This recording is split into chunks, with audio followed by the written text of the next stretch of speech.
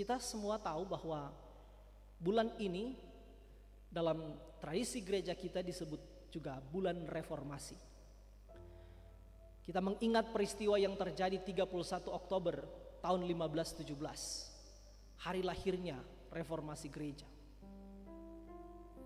Hari itu menjadi hari yang sangat penting, menjadi satu titik di mana sejarah seolah-olah berubah.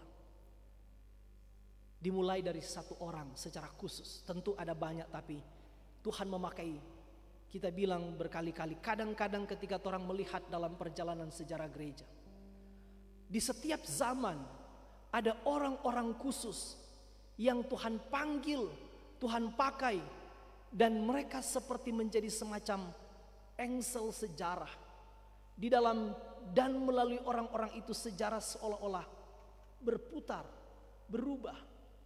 Tidak banyak orang dalam sejarah yang dipakai oleh Tuhan untuk mengubah arah sejarah. Salah satunya adalah yang terjadi pada 31 Oktober 1517. Di satu gereja di Wittenberg di Jerman, Martin Luther yang dikenal sebagai Bapa Reformasi Gereja. Tentu dia bukan satu-satunya, tapi dia mendapat kehormatan disebut sebagai Bapa Reformasi Gereja. Tujuan utama dari reformasi bukan mendirikan gereja. Kita menyebut juga hari reformasi sebagai hari Alkitab. Kenapa hari reformasi disatukan dengan hari Alkitab? Karena memang prinsip utama dari reformasi adalah mengembalikan gereja kepada Alkitab. Reformasi tidak bermaksud mendirikan gereja baru. Reformasi tidak dimaksudkan untuk mendirikan aliran-aliran baru. Reformasi tidak dimaksudkan untuk mendirikan sekte-sekte baru. Reformasi tidak dimaksudkan untuk menciptakan doktrin-doktrin baru. Tujuan utama dari gerakan reformasi adalah mengembalikan gereja kepada arah yang benar, mengembalikan gereja kepada prinsip yang benar, mengembalikan gereja kepada bentuknya yang benar, mengembalikan gereja kepada firman Tuhan.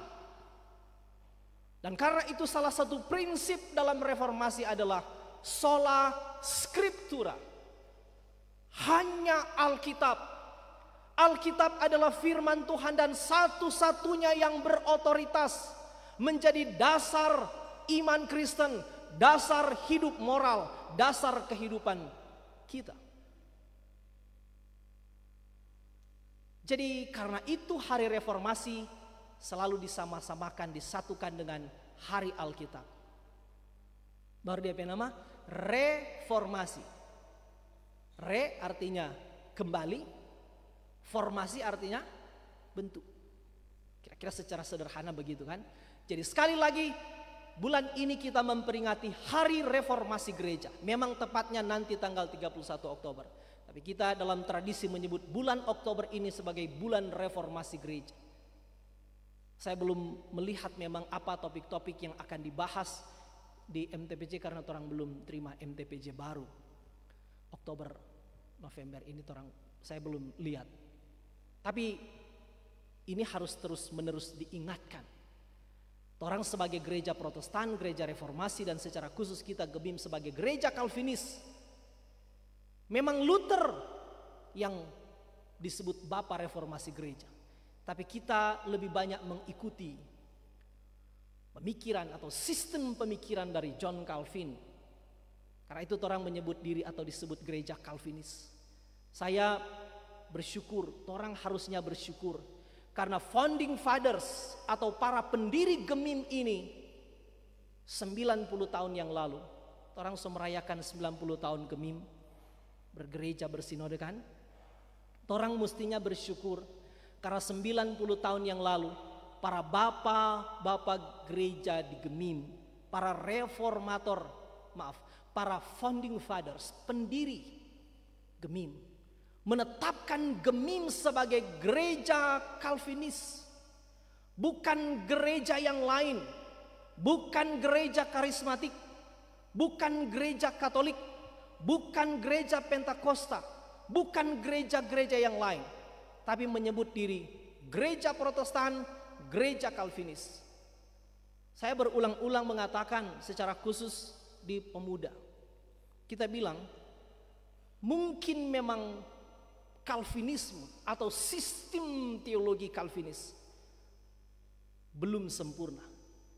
Tapi bagi saya, Calvinisme adalah suatu sistem teologi yang paling mendekati kebenaran Alkitab. Dan torang bersyukur, torang ada di dalam gereja itu. Torang petata gereja menyebut diri torang gereja Calvinis. Karena itu torang bersyukur. Dan karena itu hal-hal ini tidak boleh diabaikan. Nah, hari ini saya tidak akan membahas tentang bahan MTPJ kita di minggu berjalan ini.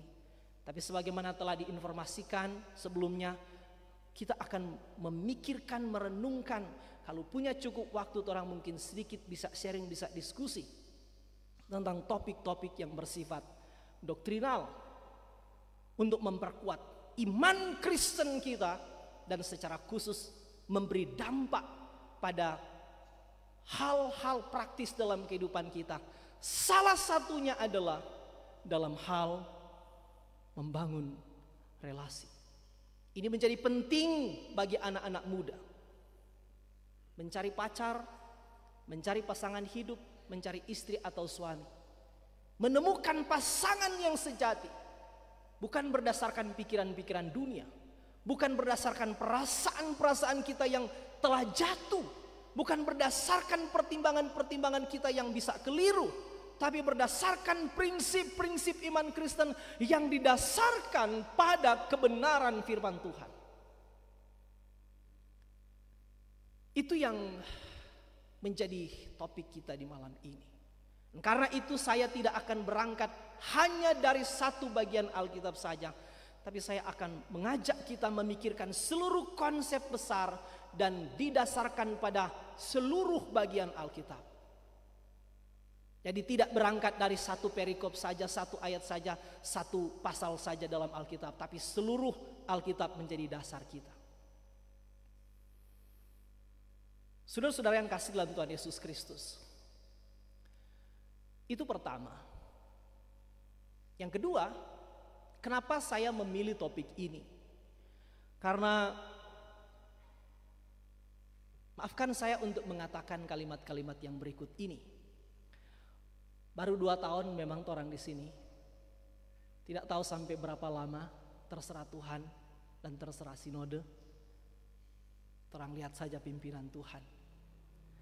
Tapi salah satu yang saya gumuli adalah secara khusus baik bagi anak-anak muda maupun orang-orang tua dari anak-anak muda itu. Orang harus serius memberi perhatian pada perkara-perkara cinta, perkara pacaran. Secara praktis lebih terang-terangan begini. Salah satu yang, maafkan saya untuk mengatakan ini, salah satu keprihatinan pribadi saya sebagai pendeta yang diutus oleh Sinode Gemim datang di tempat ini adalah ada fenomena orang merasa tidak apa-apa pacaran beda agama. Ada banyak anak muda yang nyendak mempersoalkan itu. Dan juga orang tua tidak peduli. Anak muda tidak mempersoalkan, orang tua tidak peduli. Dengan siapa aku pacaran, itu urusan pribadi. Gereja tidak usah ikut campur. Mama papa tidak usah masuk campur. Ini kita pilihan hidup. Sehingga termasuk di katekisasi calon sidi beberapa waktu lalu. Ada peserta katekisasi tanya begini, pendeta, pacaran beda agama boleh enggak?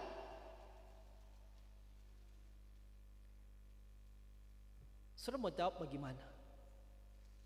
Apa gereja harus memberi tanggapan terhadap ini atau biar aja itu urusan pribadi? Saya merasa ini bukan perkara yang biasa-biasa saja. Memilih pasangan hidup Ini bukan perkara sama dengan orang mau pilih baju di toko. Enggak. Ada ungkapan-ungkapan yang mungkin orang sepopuler bilang begini. Kalau orang salah gunting rambut, bagaimana? Menyesal berapa lama? 1 bulan. Karena bulan depan boleh bagunting ulang. Kalau salah bagunting rambut, paling menyesalnya 1 bulan. Cuma kehilangan beberapa senti, tunggulah beberapa, bersabar, dia akan panjang lagi itu rambut. Tapi kalau salah pilih pasangan hidup, saudara tahu, itu bahkan bisa berdampak pada saudara masuk surga atau masuk neraka. Dan saudara akan menyesal selama-lamanya. Karena ini akan bersangkut paut dengan iman, doktrin, kepastian keselamatan. Dan karena itu bagi saya gereja harus bertanggung jawab untuk memberikan prinsip-prinsip, menjadi tolok ukur, menjadi bingkai, menjadi penolong bagi orang-orang muda dan tentu orang tua secara khusus. Bagaimana secara khusus anak muda mencari pasangan hidup, apa kriterianya yang harus saya pegang teguh, yang dalam segala keadaan saya tidak boleh bergeming, tidak boleh kompromi untuk menentukan, menjadi syarat dalam memilih pasangan hidup. Saya dengar ada anak muda yang lagi jalin pacaran beda agama di sini. Lalu dia papa dan mama ancam. Saya sih dapat laporan itu. Dia mama dan papa ancam. Oh, kalau nggak nama terus dengan dia, mama dan papa nak mau masuk campur. Sekaligus mama dan papa sudah mau tahu. Terserah anak urus diri sendiri. Mama dan papa pokoknya ndak. Serta dia ancam balik dia punya mama dan papa. Apa yang terjadi? Dia punya papa dan mama itu begini. Jadi takut. Orang tua kehilangan otoritas. Dia cuma tahu dah sok balik. Akhirnya jadi lombol lagi. Apa ini tidak masalah? Maafkan saya mengatakan ini. Kalau cuma 1 kali mungkin hilaf. Tapi kalau lebih dari 2, ini bukan hilaf. Maksudnya kalau cuma 1 orang yang salah dalam hal ini, mungkin orang oke, mungkin karena dia tidak punya pengertian, dia. Tapi kalau 2, 3, 4, 5 yang mengalami kasus yang sama, apa ini tidak jadi masalah gereja? Apa orang biarkan? Akhirnya kalau lebih dari 2 yang kasus begitu, pacaran beda agama, atau demi pacar, demi cinta, demi pasangan, dia meninggalkan gereja. Ini akan menjadi pola, ini akan menjadi petunjuk bagi generasi berikut. Oh, enggak apa-apa kok, enggak penting. Nah sekarang, apakah gereja akan berdiam diri? Saya berharap kita harus menganggap ini masalah serius dalam gereja. Harus menjadi masalah serius. Teman-teman komisi pemuda, termasuk komisi remaja tentu bertanggung jawab untuk mempersiapkan generasi-generasi yang tidak sembarang memilih. Tapi supaya kita bisa memberi pertolongan kepada mereka memilih yang benar, orang juga mesti kasih petunjuk. Atas dasar apa orang boleh bilang dia punya pasangan benar atau salah, atau imannya benar atau salah, atau seperti apa? Orang mesti kasih petunjuk. Dan saya berharap itu yang akan menjadi pokok kita di malam ini. Nah ini baru catatan-catatan pengantar, 10 menit lebih sedikit.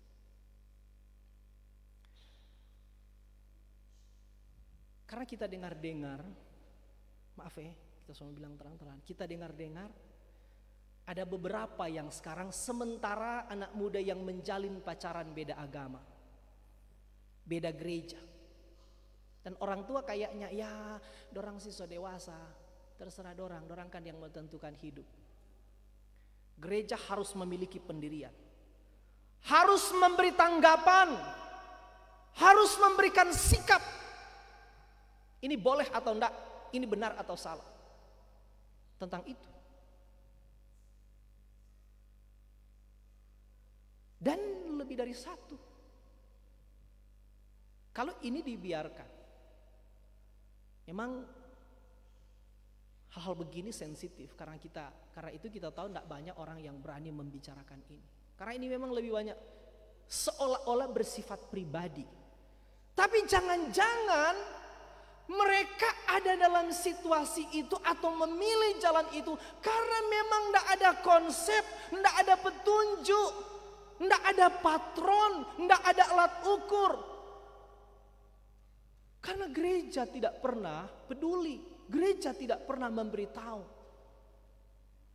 apa ukuran-ukuran yang harus menjadi rujukan termasuk bagi anak-anak muda untuk menentukan pasangan hidup. Ini saya berharap kita harus anggap sebagai masalah serius. Karena itu waktu publikasi DP flyer itu kita kasih sedikit DP catatan-catatan alasan kenapa saya ingin membahas ini. Membahas iman Kristen, doktrin, dan cinta. Ketika anak-anak muda dan orang tua mempersiapkan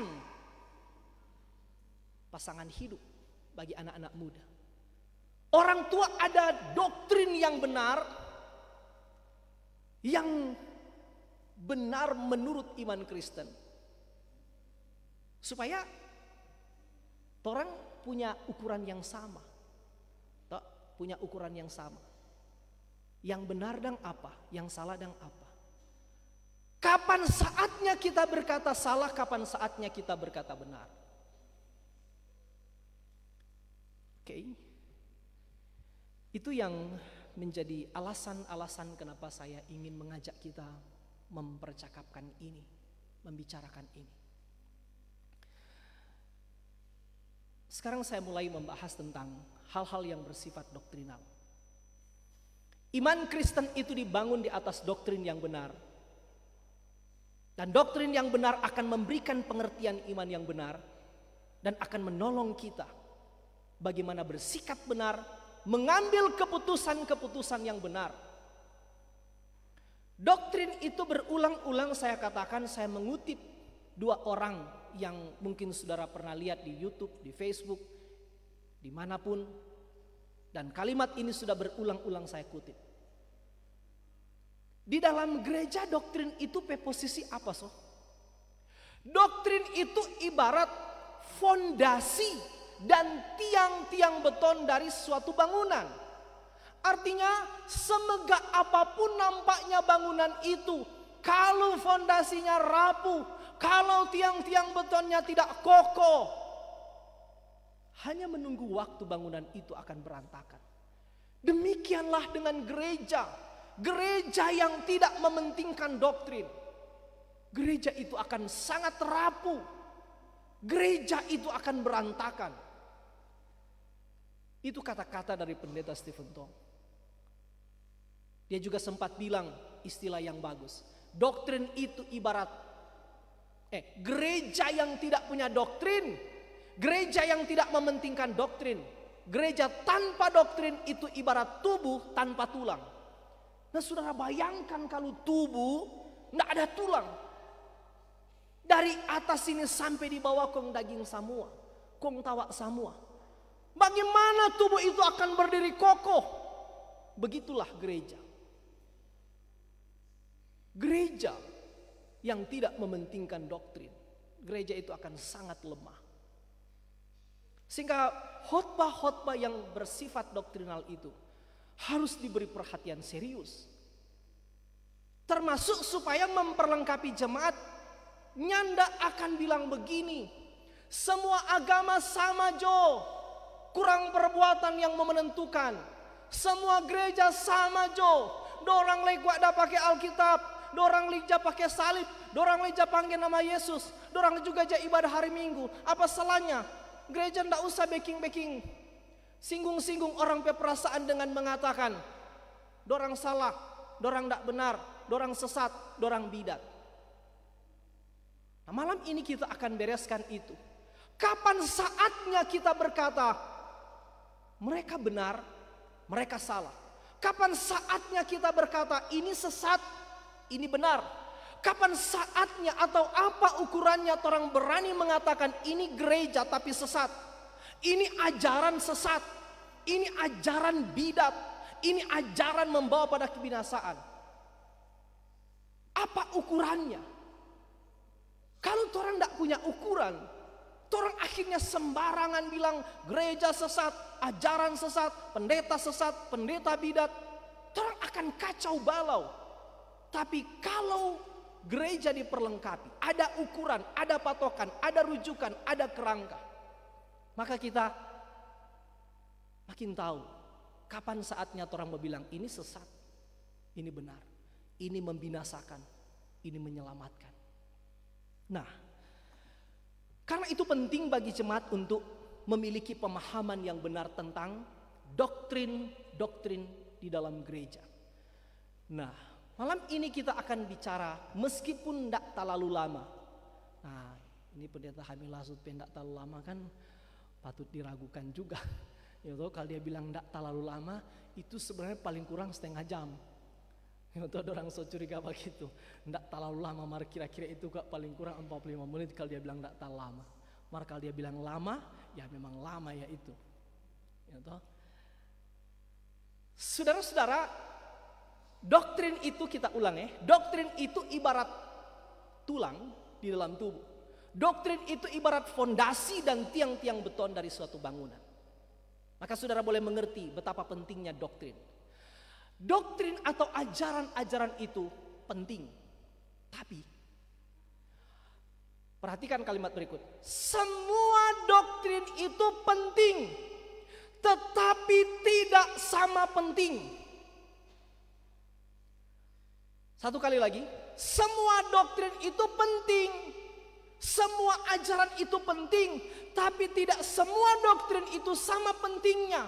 Tidak semua doktrin itu sama levelnya, tidak semua doktrin itu sama tingkatannya. Tidak semua doktrin itu sama keutamaannya. Orang sebenarnya so bahas ini di ibadah pemuda. Tapi oke, bersabar pemuda. Saya akan mengulang ini karena lebih banyak teman-teman Pelsus juga supaya orang bisa menolong diri sendiri untuk kemudian menolong jemaat. Satu kali lagi kita bilang ya, gereja harus punya doktrin. Gereja harus punya ajaran. Tapi kita bilang kalimat tadi, semua doktrin itu memang penting tapi tidak sama penting. Semuanya penting tapi tidak punya derajat yang sama, tidak punya keutamaan yang sama, tidak punya level yang sama. Dan karena itu dalam studi-studi teologi dikenal ada istilah level-level doktrin, tingkatan-tingkatan doktrin. Nah, ini harus diketahui. Kita contoh. Misalnya 10 pasien dibawa di UGD. 10 pasien rame-rame masuk di UGD. Ada pasien yang jadi 10 orang ini misalnya karena korban kecelakaan. Pernah kasus di atas sana kan?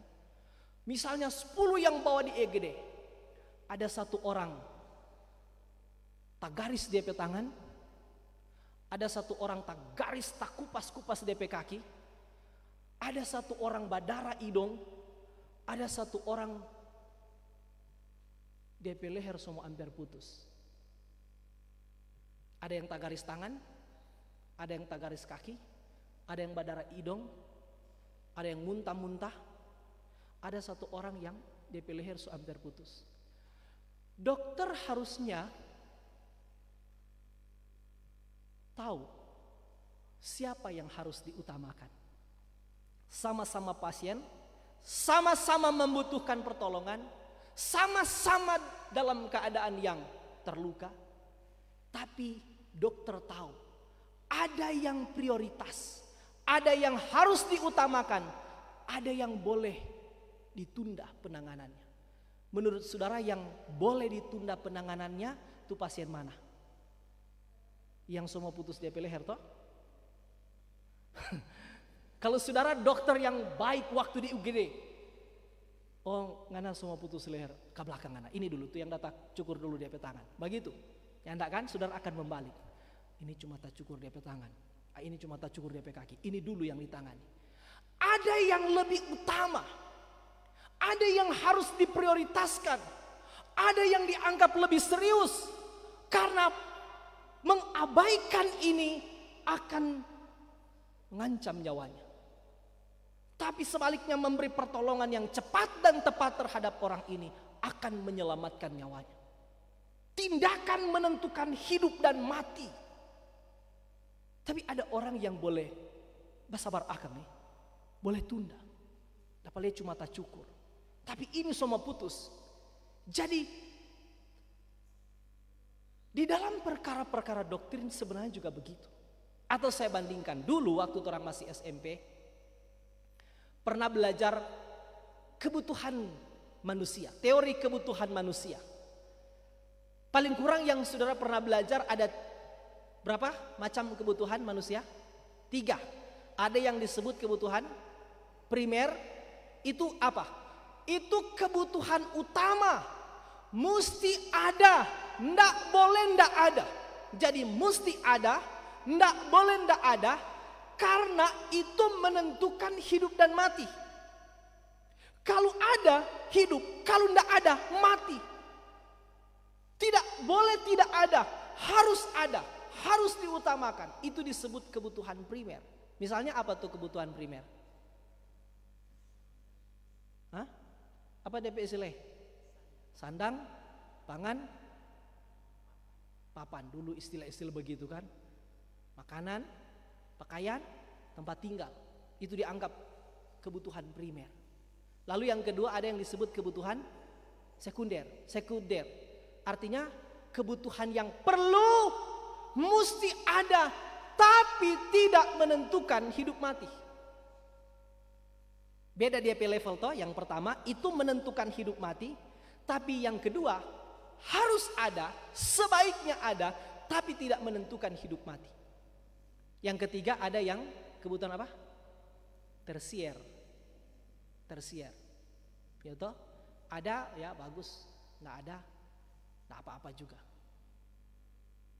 Saudara-saudara tahu enggak?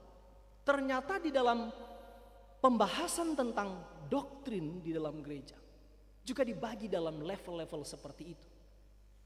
Ada doktrin yang disebut doktrin primer, ada yang disebut doktrin sekunder, ada yang disebut doktrin tersier, dan yang keempat ada yang disebut doktrin adiaphora.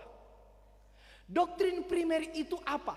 Doktrin-doktrin utama di dalam gereja harus ada, harus dipercayai, harus diterima, tidak boleh ditolak. Karena itu menentukan Kristen atau tidak Kristen, menentukan kita selamat atau tidak selamat, menentukan kita disebut benar atau sesat, menentukan kita disebut benar atau bidat, menentukan kita ini mau masuk surga atau mau masuk neraka. Jadi menolak doktrin-doktrin di level primer ini, doktrin-doktrin di level utama ini, kalau torang tolak, torang bukan Kristen, torang bukan pengikut Kristus, torang disebut bidat atau sesat, atau yang paling menakutkan adalah torang akan binasa. Tapi menerima doktrin-doktrin primer ini, torang disebut Kristen, torang menjadi pengikut Kristus, torang benar, torang tidak sesat, dan torang selamat pasti masuk surga. Kita ulang ya. Doktrin primer ini menentukan hidup mati kekristenan. Doktrin primer ini menentukan torang boleh disebut Kristen atau tidak Kristen. Dan doktrin ini harus diterima, tidak boleh ditolak. Dan bahkan untuk atau demi doktrin ini, orang harus berdiri teguh, harus bertahan, mati atau hidup. Ditentukan oleh doktrin ini. Orang boleh berdiri mempertahankan sampai mati, dan orang boleh malah harus mempertahankan ini mati sekalipun. Apa itu? Nanti saya terangkan. Tapi ada doktrin level 2, yaitu doktrin yang disebut doktrin sekunder. Yaitu doktrin penting tapi tidak menentukan hidup mati. Doktrin-doktrin di level 2 ini adalah doktrin-doktrin yang hanya dalam rangka menentukan denominasi gereja. Jadi ketika membicarakan doktrin pertama, orang boleh bilang kalau dia menentang tuh doktrin pertama, orang akan bilang dia sesat, bidat, salah, masuk neraka, terkutuk. Tapi kalau bicara level 2 doktrin, apa saja nanti sebentar. Kita kasih dulu pandangan umum. Doktrin di level 2, kalau terjadi perbedaan pandangan, tidak apa-apa. Karena ini akan menentukan saja denominasi gereja. Apa itu? Nanti sebentar. Ada doktrin level 3. Doktrin-doktrin yang sebenarnya disebut doktrin tersier atau opini atau pendapat. Jadi dia kedudukan agak lebih rendah. Ini cuma pendapat. Boleh setuju, bolehnya tidak setuju. Ada juga doktrin yang paling bawah disebut adiafora. Biar juga tong belajar tuh istilah-istilah ini. Kapan lagi orang mau belajar?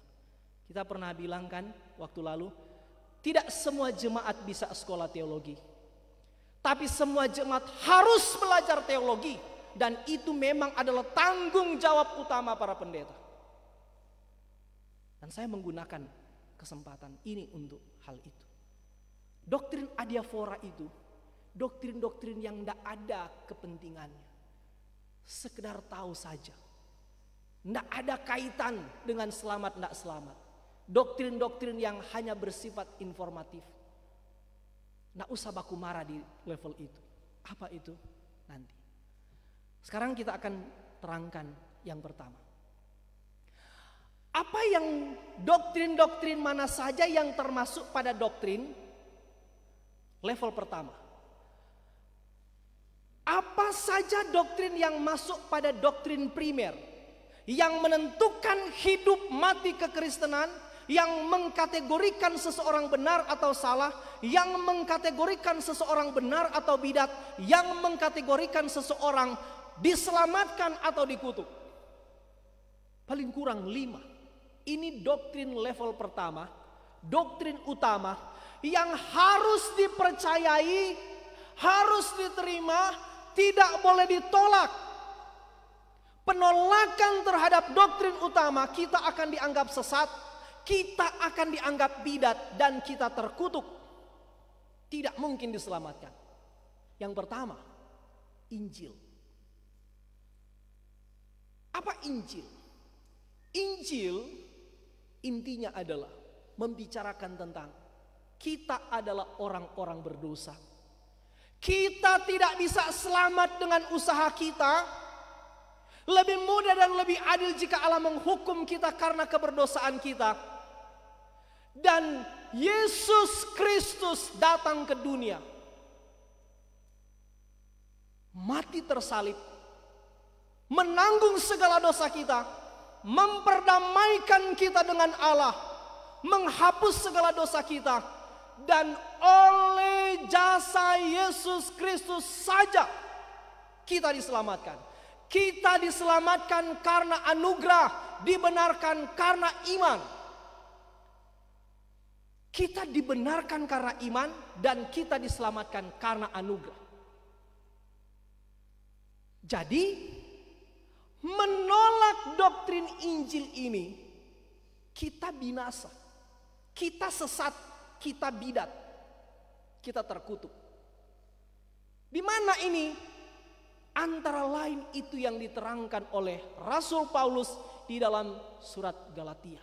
Terang sudah mau bacain tapi saya kasih pengertian umum.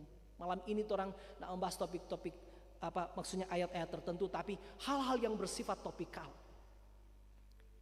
Paulus bilang ke orang-orang Galatia, kalau ada orang lain, kalau ada pihak lain, kalau ada siapapun, malaikat sekalipun yang datang kepada kamu memberitakan Injil selain yang kami beritakan, terkutuklah dia.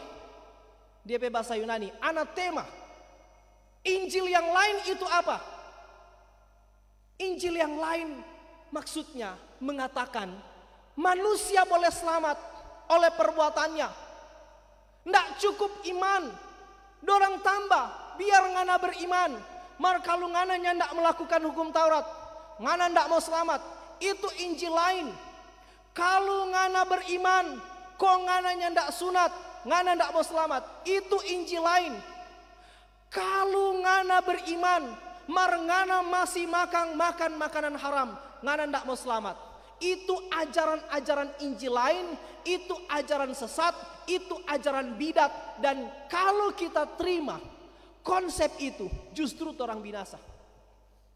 Kalau orang kira orang selamat karena iman dan perbuatan, justru orang nyandak mau selamat. Kalau orang kira orang selamat karena Tuhan pejasa, tambah orang pejasa, justru orang tidak selamat. Dan kita hanya dikatakan Kristen, kita hanya dikatakan benar, dan kita hanya dikatakan boleh masuk surga kalau menerima Injil bahwa keselamatan itu karena anugerah. Ini yang Paulus terangkan misalnya di Efesus pasal 2 ayat 8-9. Dan banyak ayat lain. Sebab karena kasih karunia kamu diselamatkan oleh iman. Itu bukan hasil usahamu, tapi pemberian Allah. Itu bukan hasil pekerjaanmu. Jangan ada orang yang memegahkan diri. Atau misalnya Yohanes 3:16. Karena begitu besar kasih Allah akan dunia ini, sehingga ia telah mengaruniakan anaknya yang tunggal, supaya setiap orang yang percaya kepadanya tidak binasa, melainkan beroleh hidup yang kekal. Dan disinilah letak perbedaan paling mendasar kekristenan dengan agama-agama lain. Agama lain bilang kalau engkau mau selamat engkau harus mati-matian berbuat baik. Celakanya ada gereja-gereja, ada kelompok-kelompok tertentu yang menyebut diri gereja, tapi mereka tidak berdiri pada Injil yang benar. Ada gereja yang mengatakan selain beriman supaya ngana boleh masuk surga, ngana mesti terima tuh ajaran-ajaran atau doktrin-doktrin yang dirumuskan oleh pemimpin gereja, oleh magisterium, oleh paus. Kalau ngana tolak tuh doktrin-doktrin ajaran-ajaran yang dirumuskan oleh Vatikan, oleh Roma, oleh paus, kamu terkutuk, kamu binasa, kamu masuk neraka. Biar ngana beriman. Itu tidak cukup. Mesti tambah dengan ini, tambah dengan ini, tambah dengan ini. Nah itu yang dilakukan. Kalau ngana beriman, mar ngana nyandak baptis Islam, ngana pasti tidak selamat. Itu Injil lain. Justru kalau orang kira sambil beriman, mesti baptis Islam baru selamat, justru orang tidak mau selamat. Itu tuh kepentingan doktrin level utama. Jadi yang benar adalah diselamatkan karena iman saja. Tidak boleh tambah dengan macam-macam. Gereja tertentu merumuskan banyak doktrin yang bertentangan dengan Alkitab. Misalnya yang mengatakan bahwa Maria itu boleh menjadi orang suci yang berjasa. Dan karena itu kalau orang berdoa, boleh berdoa apa Bunda Maria. Karena Maria lahir tanpa dosa, tidak punya dosa asal, dan tidak melakukan dosa aktif. Maria itu juga perawan suci selamanya. Maria itu hanya melahirkan Yesus. Sesudah melahirkan Yesus, dia tidak pernah berhubungan badan dengan Yusuf. dan dia tidak punya keturunan lain selain Yesus Kristus. Barang siapa menolak ini, mereka dikutuk. Nah, ini kelakuan gereja yang tidak benar. Jadi saudara tahu enggak, dari pihak sana orang ini dianggap terkutuk karena menolak konsep Maria tidak pernah berdosa. Padahal Alkitab terang-terangan bilang Maria membutuhkan juru selamat. Para teolog mengatakan hanya orang berdosa yang tidak membutuhkan, hanya orang tidak berdosa yang tidak membutuhkan juru selamat. Orang yang membutuhkan juru selamat itu karena dia tahu dia berdosa. Dan Maria waktu dia mengungkapkan puji-pujian, dia bilang, "Ya Allah, juru selamatku." Dia tahu dia perlu juru selamat. Dan kesadaran akan keperluan juru selamat ini karena dia juga akui dia orang berdosa. Nah, pernah ada ajaran di dalam Alkitab bahwa orang boleh berdoa kepada Bunda Maria. Nggak ada. Di mana di Alkitab ada perintah berdoa kepada Bunda Maria? Saudara tahu kenapa gereja tertentu mengatakan berdoa dalam perantaraan Maria? Dari mana dorang perujukan? Saudara tahu enggak? Salah satu dorang perujukan adalah waktu kasus pernikahan di Kana. Saudara tahu cerita itu? Yesus bersama murid-murid dan Maria hadir dapat undangan. Tidak tahu keluarga siapa tuh dah bapesta waktu itu. Tapi kita yakin tidak ada dari orang yang hadir kan? Orang semua tidak diundangan. Yesus dapat undang dengan murid-murid. Sampai di sana ada masalah. Karena tuh undangan wanak terlalu banyak. Atau mungkin tuh yang tidak undang dah bawa orang yang nyandak diundang. Nah itu kan kadang-kadang bikin cilaka toh. Yang diundang bawa orang lain. Akhirnya membeludak tuh undangan. Akhirnya tuh anggur perjamuan habis. Begitu dia bercerita Kang. Lalu tuh tuan rumah mungkin datang babu jumpa Maria. Bilang akang kuai. Mungkin karena dong so dengar-dengar tuh Yesus mujizat-mujizat yang hebat. Lalu dorang datang Pak Yesus. Dorang datang Pak Maria. Lalu oke. Maria datang Pak bilang Pak Yesus. Yesus. So habis anggur. Gimana kek dia bicara? Dan singkat cerita akhirnya orang kenal itu sebagai mujizat pertama kan? Yesus mengubah air menjadi anggur. Dari situ gereja tertentu bikin dalil begini. Kalau orang mengajukan permintaan pakai perantaraan Maria, doa itu pasti akan dikabulkan. Karena itu boleh berdoa, Bunda Maria doakanlah kami orang-orang berdosa. Sampaikan doa kami kepada Yesus Kristus. Dari situ dong bedalil. Alkitab tidak mengajarkan itu kasus pernikahan di Kana. Bukan itu dia bermaksud. Tapi anehnya adalah ajaran itu mengatakan kalau ngoni tolak ini konsep bahwa Maria menjadi perantara, ngoni terkutuk. Dan saudara tahu enggak, orang semua ini dianggap orang-orang terkutuk. Orang ini oleh gereja itu, orang disebut anatema. Saudara tahu arti anatema? Terkutuk masuk neraka.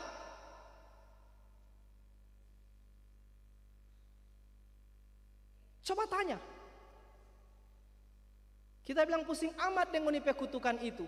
Karena kutukan itu tidak benar. Semua kutukanmu kembali kepadamu.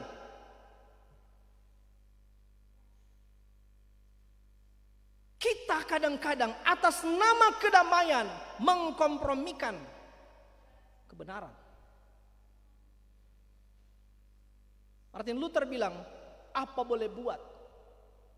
Kedamaian itu boleh diinjak, boleh dihancurkan demi mempertahankan kebenaran. Tapi orang kadang-kadang tidak mau konfrontasi, tidak mau membela ajaran-ajaran kita, tidak mau memberi sanggahan. Mereka mengatakan terkutuklah orang-orang yang menolak doktrin ini. Mereka punya ajaran, Paus itu tidak pernah salah. Semua yang dikatakan Paus ketika duduk di kursi, di takhta di Roma. Harus diterima. Karena dia adalah wakil Kristus. Dia manusia tidak berdosa. Dia tanpa salah. Saudara periksa dalam catatan sejarah. Berapa banyak kesalahan yang justru antara lain itu yang menyebabkan lahirnya reformasi gereja. Termasuk entah benar atau tidak, ini harus diverifikasi lagi.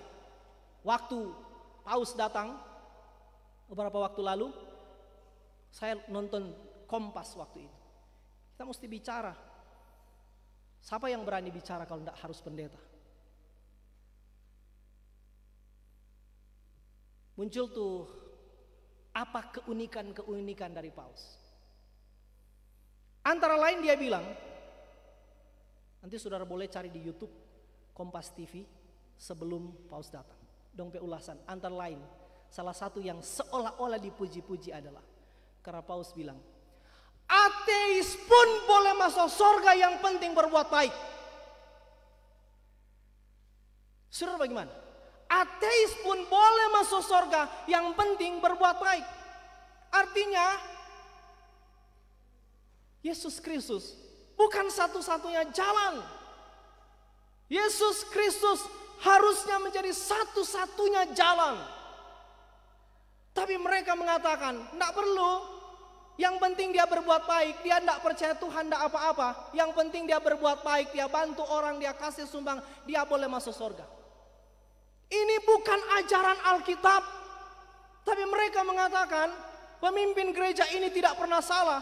Dia selalu benar. Dan apapun yang dia katakan harus diterima. Barang siapa menolak, terkutuklah dia. Saudara mau tidak dianggap terkutuk? Nyandak dong. Saya prihatin dengan hal-hal seperti ini. Dan harus buka kepada jemaat. Betapa mereka mengatakan terkutuklah Luther, terkutuklah Calvin, terkutuklah Zwingli, terkutuklah Protestan. Karena tidak menerima ajaran-ajaran yang menurut gereja Protestan ini menentang Alkitab. Ini tidak cocok dengan kebenaran Alkitab. Alkitab mengatakan keselamatan karena iman saja. Tidak usah tambah dengan lain-lain. Tidak usah tambah dengan baptisan selam. Tidak usah tambah dengan pengakuan tentang Maria. Tidak usah tambah dengan ajaran-ajaran yang justru tidak sesuai dengan Alkitab.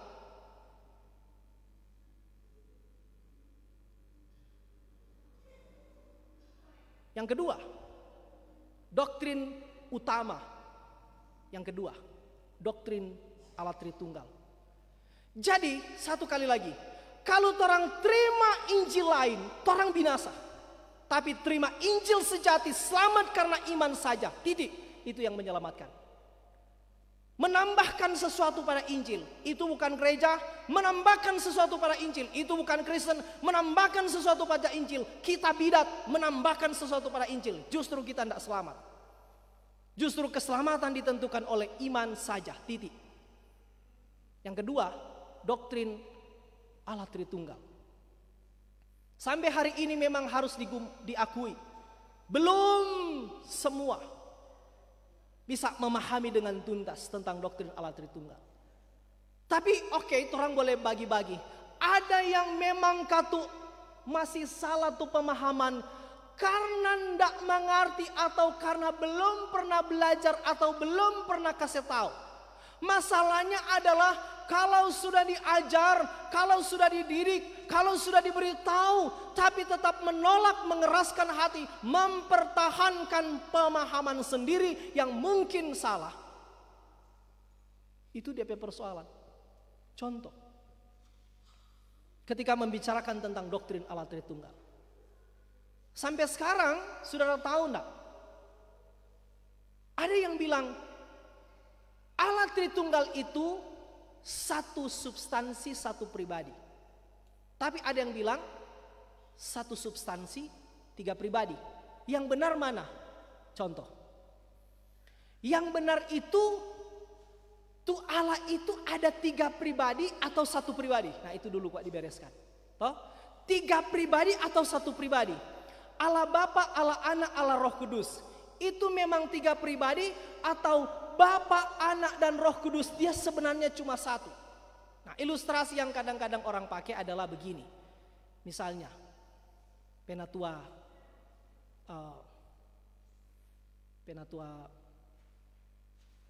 Penatua Melkior misalnya. Kalau di rumah jadi suami. Kalau di mimbar jadi pengkhotbah. Kalau di jalan bawa oto jadi sopir. Jadi ada saat menjadi suami, ada saat menjadi sopir, ada saat menjadi pengkhotbah. Dorang bilang sebenarnya begitu waktu Allah Tritunggal. Allah Bapa, Allah Anak, Allah Roh Kudus itu hanya dalam rangka menjelaskan cara berada. Waktu dulu di perjanjian lama dia datang sebagai Bapa. Lalu setelah datang zaman perjanjian baru, datang dia sebagai anak atau Yesus Kristus. Maka waktu dia datang sebagai anak, zaman Bapa berhenti ada. Lalu setelah 33,5 tahun dia menyelesaikan misinya di muka bumi, dia naik ke sorga. Lalu di hari Pentakosta di zaman gereja, dia datang lagi sebagai Roh Kudus. Waktu Roh Kudus datang, zaman Bapa, zaman Anak berhenti ada. Jadi perjanjian lama dia datang sebagai Bapa, perjanjian baru datang sebagai Anak, lalu zaman gereja dia datang sebagai Roh Kudus. Tu Bapa, tu Anak, tu Roh Kudus sebenarnya zodiakwa itu cuma satu pribadi. Di satu waktu dia datang sebagai Bapa, di lain waktu dia datang sebagai Anak yaitu Kristus. Sebenarnya zodiakwa itu, lalu di lain waktu dia datang sebagai Roh Kudus. Sama dengan tadi Penatua Mel, waktu di saat tertentu datang sebagai papa atau sebagai suami, lalu di saat lain dia datang sebagai pengkhotbah, lalu di saat lain dia datang sebagai sopir. Sebenarnya zodiakwa itu ini cuma 3 cara berada. Jadi Allah itu satu hakikat, satu pribadi. Saudara tahu, ini ajaran sesat, ini ajaran bidat, ini ajaran sudah dikutuk dalam sejarah gereja.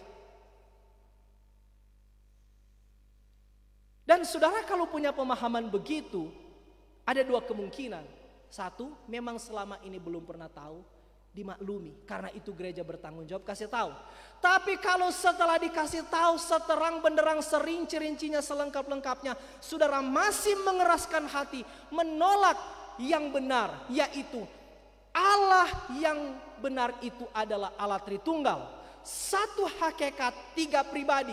Memang ada pribadi Allah Bapa, memang ada pribadi Allah Anak, memang ada pribadi Allah Roh Kudus. Apakah kita percaya 3 Allah? Nyanda, satu Allah dalam 3 pribadi. Susah mengerti, memang susah. Dia Allah orang manusia, dia pencipta orang ciptaan, dia suci orang berdosa, dia tak terbatas orang terbatas. Mana mungkin orang akan mengerti seluruhnya tentang Allah. Tapi Alkitab menerangkan memang Allah yang benar itu Allah Tritunggal. Sejak perjanjian lama sampai perjanjian baru, memang Allah itu Allah Tritunggal. Memang seolah-olah baru terang benderang konsep ini di perjanjian baru. Tapi sebenarnya sejak dunia pertama diciptakan, sejak halaman-halaman pertama Alkitab, sudah ada gambaran Allah itu memang 3 pribadi. Contoh, waktu Kejadian pasal 1. Pada mulanya Allah menciptakan langit dan bumi. Allah muncul di situ. Allah menciptakan langit dan bumi. Dan roh Allah melayang-layang di atas permukaan air. Dan Allah berfirman. Ada Allah, ada firman Allah, ada roh Allah. Ada Allah, ada firman Allah, ada roh Allah. Firman di situ saudara tahu, itu bukan sekedar kata-kata. Dari mana orang tahu?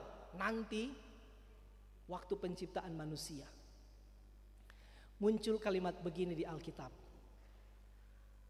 Lalu Allah berfirman, baiklah kita menjadikan manusia menurut gambar dan rupa kita. Sekarang saudara pikirkan, memang ini susah gampang ya, biar juga. Sudah saudara yang di kampus, orang juga tidak terlalu mendalam mau bahas begini. Sakit kepala pendeta mau bahas ini. Oke, bagus juga kalau sakit kepala, tandanya masih ada kepala. Memang mesti sakit kepala tuh orang. Orang mesti bersedia. Dan di kampus saudara-saudara juga kadang-kadang hal-hal seperti ini tidak terlalu dipentingkan. Tapi saya berharap orang menjadi gereja yang bertumbuh dalam doktrin yang benar. Ajaran-ajaran yang benar. Jadi waktu di Kejadian mencipta manusia muncul kalimat begini. Baiklah kita menjadikan manusia menurut gambar dan rupa kita. Sekarang orang tanya, siapa tuh kita di situ? Kenapa Alkitab tidak bilang begini? Baiklah aku menjadikan manusia menurut gambar dan rupaku. Kenapa mesti pakai kata kita? Jamak, plural. Baiklah kita menjadikan. Ini siapa ada baca cerita pas apa? Muncul 3 penafsiran. Pertama, ada yang bilang kata kita itu sebenarnya kuat adalah Tuhan lagi bicara sama malaikat-malaikat. Jadi Tuhan seolah-olah bilang sama malaikat-malaikat di sorga, kan hari itu manusia belum ada sapa-sapa, baru mau cipta manusia. Tapi di sorga ada sapa. Ya sebenarnya cuma Tuhan, dia bicara sama malaikat-malaikat. Baiklah kita menjadikan manusia gambar dan rupa kita. Ini ajaran berbahaya. Kenapa saudara tahu berbahaya? Karena kalau kata kita itu juga menunjuk pada malaikat. Jadi kalau kata baiklah kita, Tuhan kan bicara baiklah kita menjadikan manusia menurut gambar dan rupa kita. Itu maksudnya malaikat-malaikat. Ini dia akibat apa? Berarti orang mesti terima pengakuan bahwa malaikat pun adalah pencipta manusia. Bukan? Tapi tidak mungkin. Karena bukan itu yang Alkitab katakan.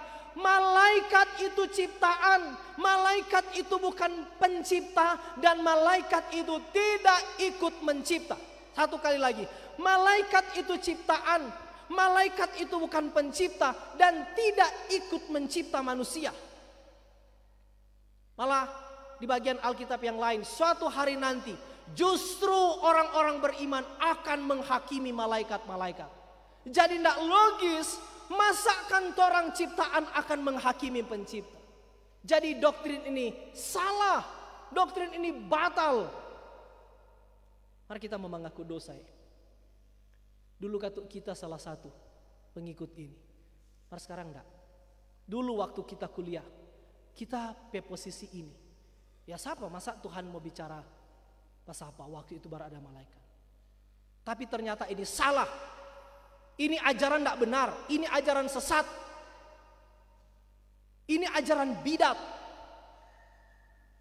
Tafsiran kedua. Oh kata kita itu sebenarnya apa ya?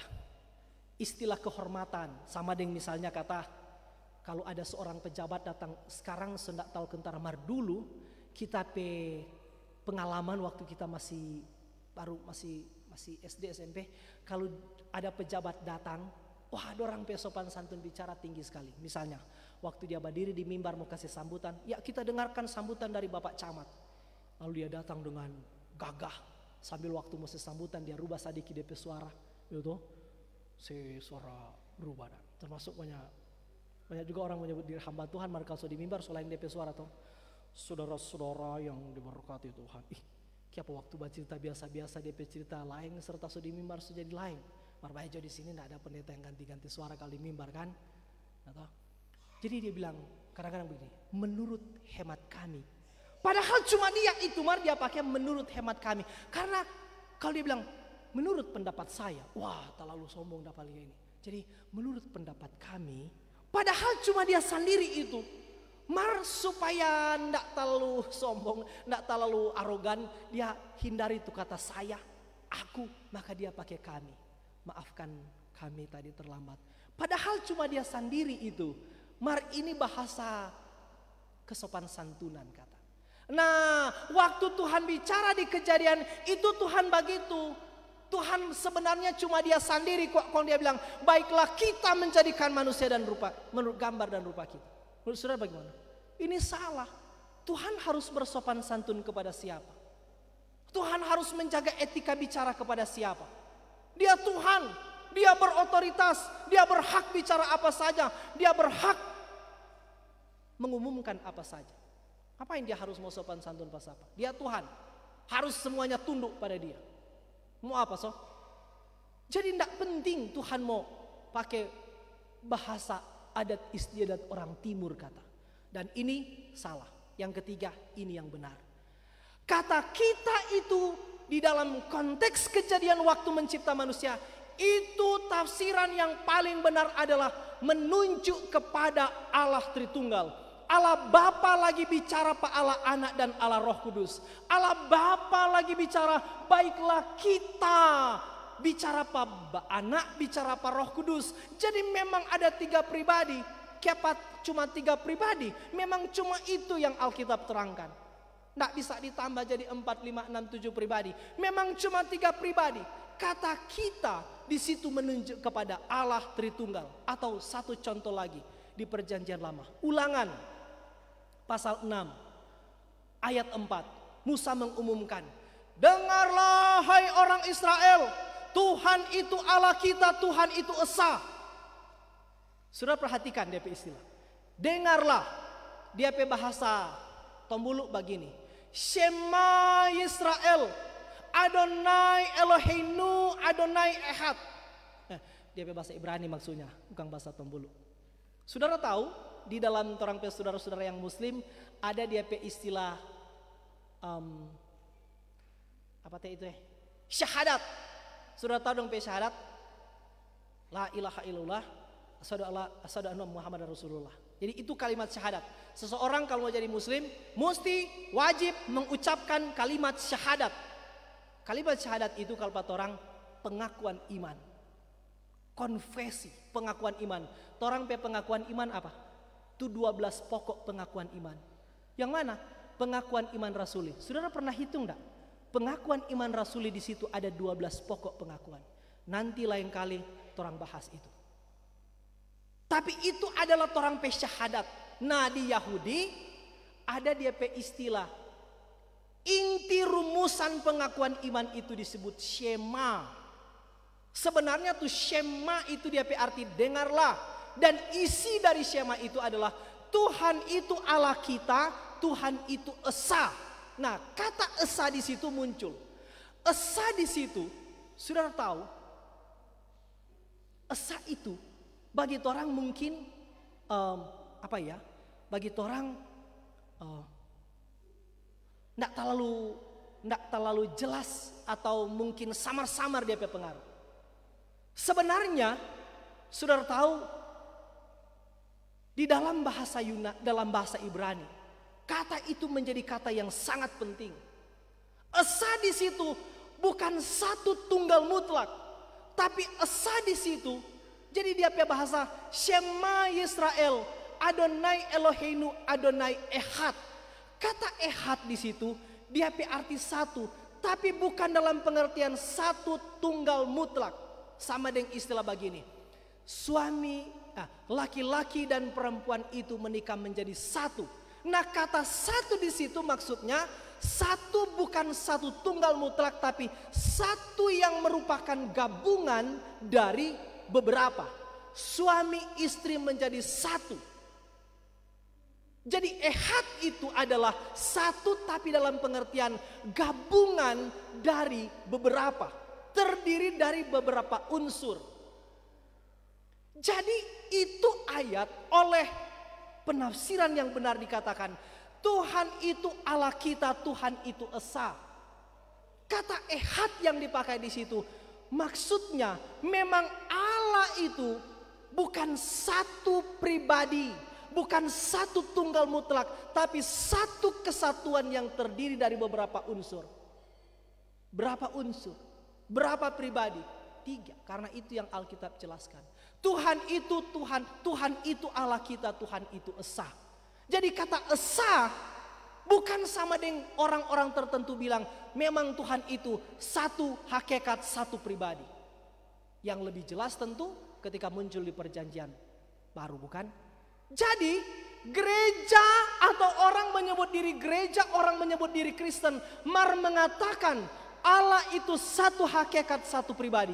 Justru dia tidak selamat, justru dia sesat, justru itu ajaran bidat. Yang benar adalah Allah itu satu hakikat, tiga pribadi. Allah Bapa, Allah Anak, Allah Roh Kudus. Di dalam fungsinya, di dalam secara ontologi pada dirinya sendiri memang kadang-kadang kita sulit menerangkan ini. Tapi ada bahasa yang lebih praktis. Ada pembedaan yang bisa menolong kita mengerti tentang perbedaan-perbedaan dari tiga pribadi ini. Satu hakikat, tiga pribadi. Bisa dibedakan tapi tidak bisa dipisahkan. Allah Bapa mencipta, Allah Anak menebus, Allah Roh Kudus mewahyukan. Kalau tidak ada ciptaan, kalau tidak ada Allah Bapa, tidak ada ciptaan. Kalau tidak ada Allah Anak, tidak ada orang Kristen yang ditebus. Kalau tidak ada Roh Kudus tidak mewahyukan, tidak ada Alkitab. Jadi Allah Bapa mencipta, Allah Anak menebus, Allah Roh Kudus mewahyukan. Apakah hanya Bapa yang mencipta? Nyanda juga Kejadian bilang mereka sama-sama mencipta. Apakah hanya Anak yang menebus? Nyanda juga, mereka bersepakat dari kekekalan. Memang yang melaksanakan ini adalah Allah Anak. Dan apakah hanya Allah Roh Kudus yang mewahyukan? Nyanda juga, karena itu di perjanjian lama berulang-ulang Allah berfirman Allah, demikianlah firman Allah.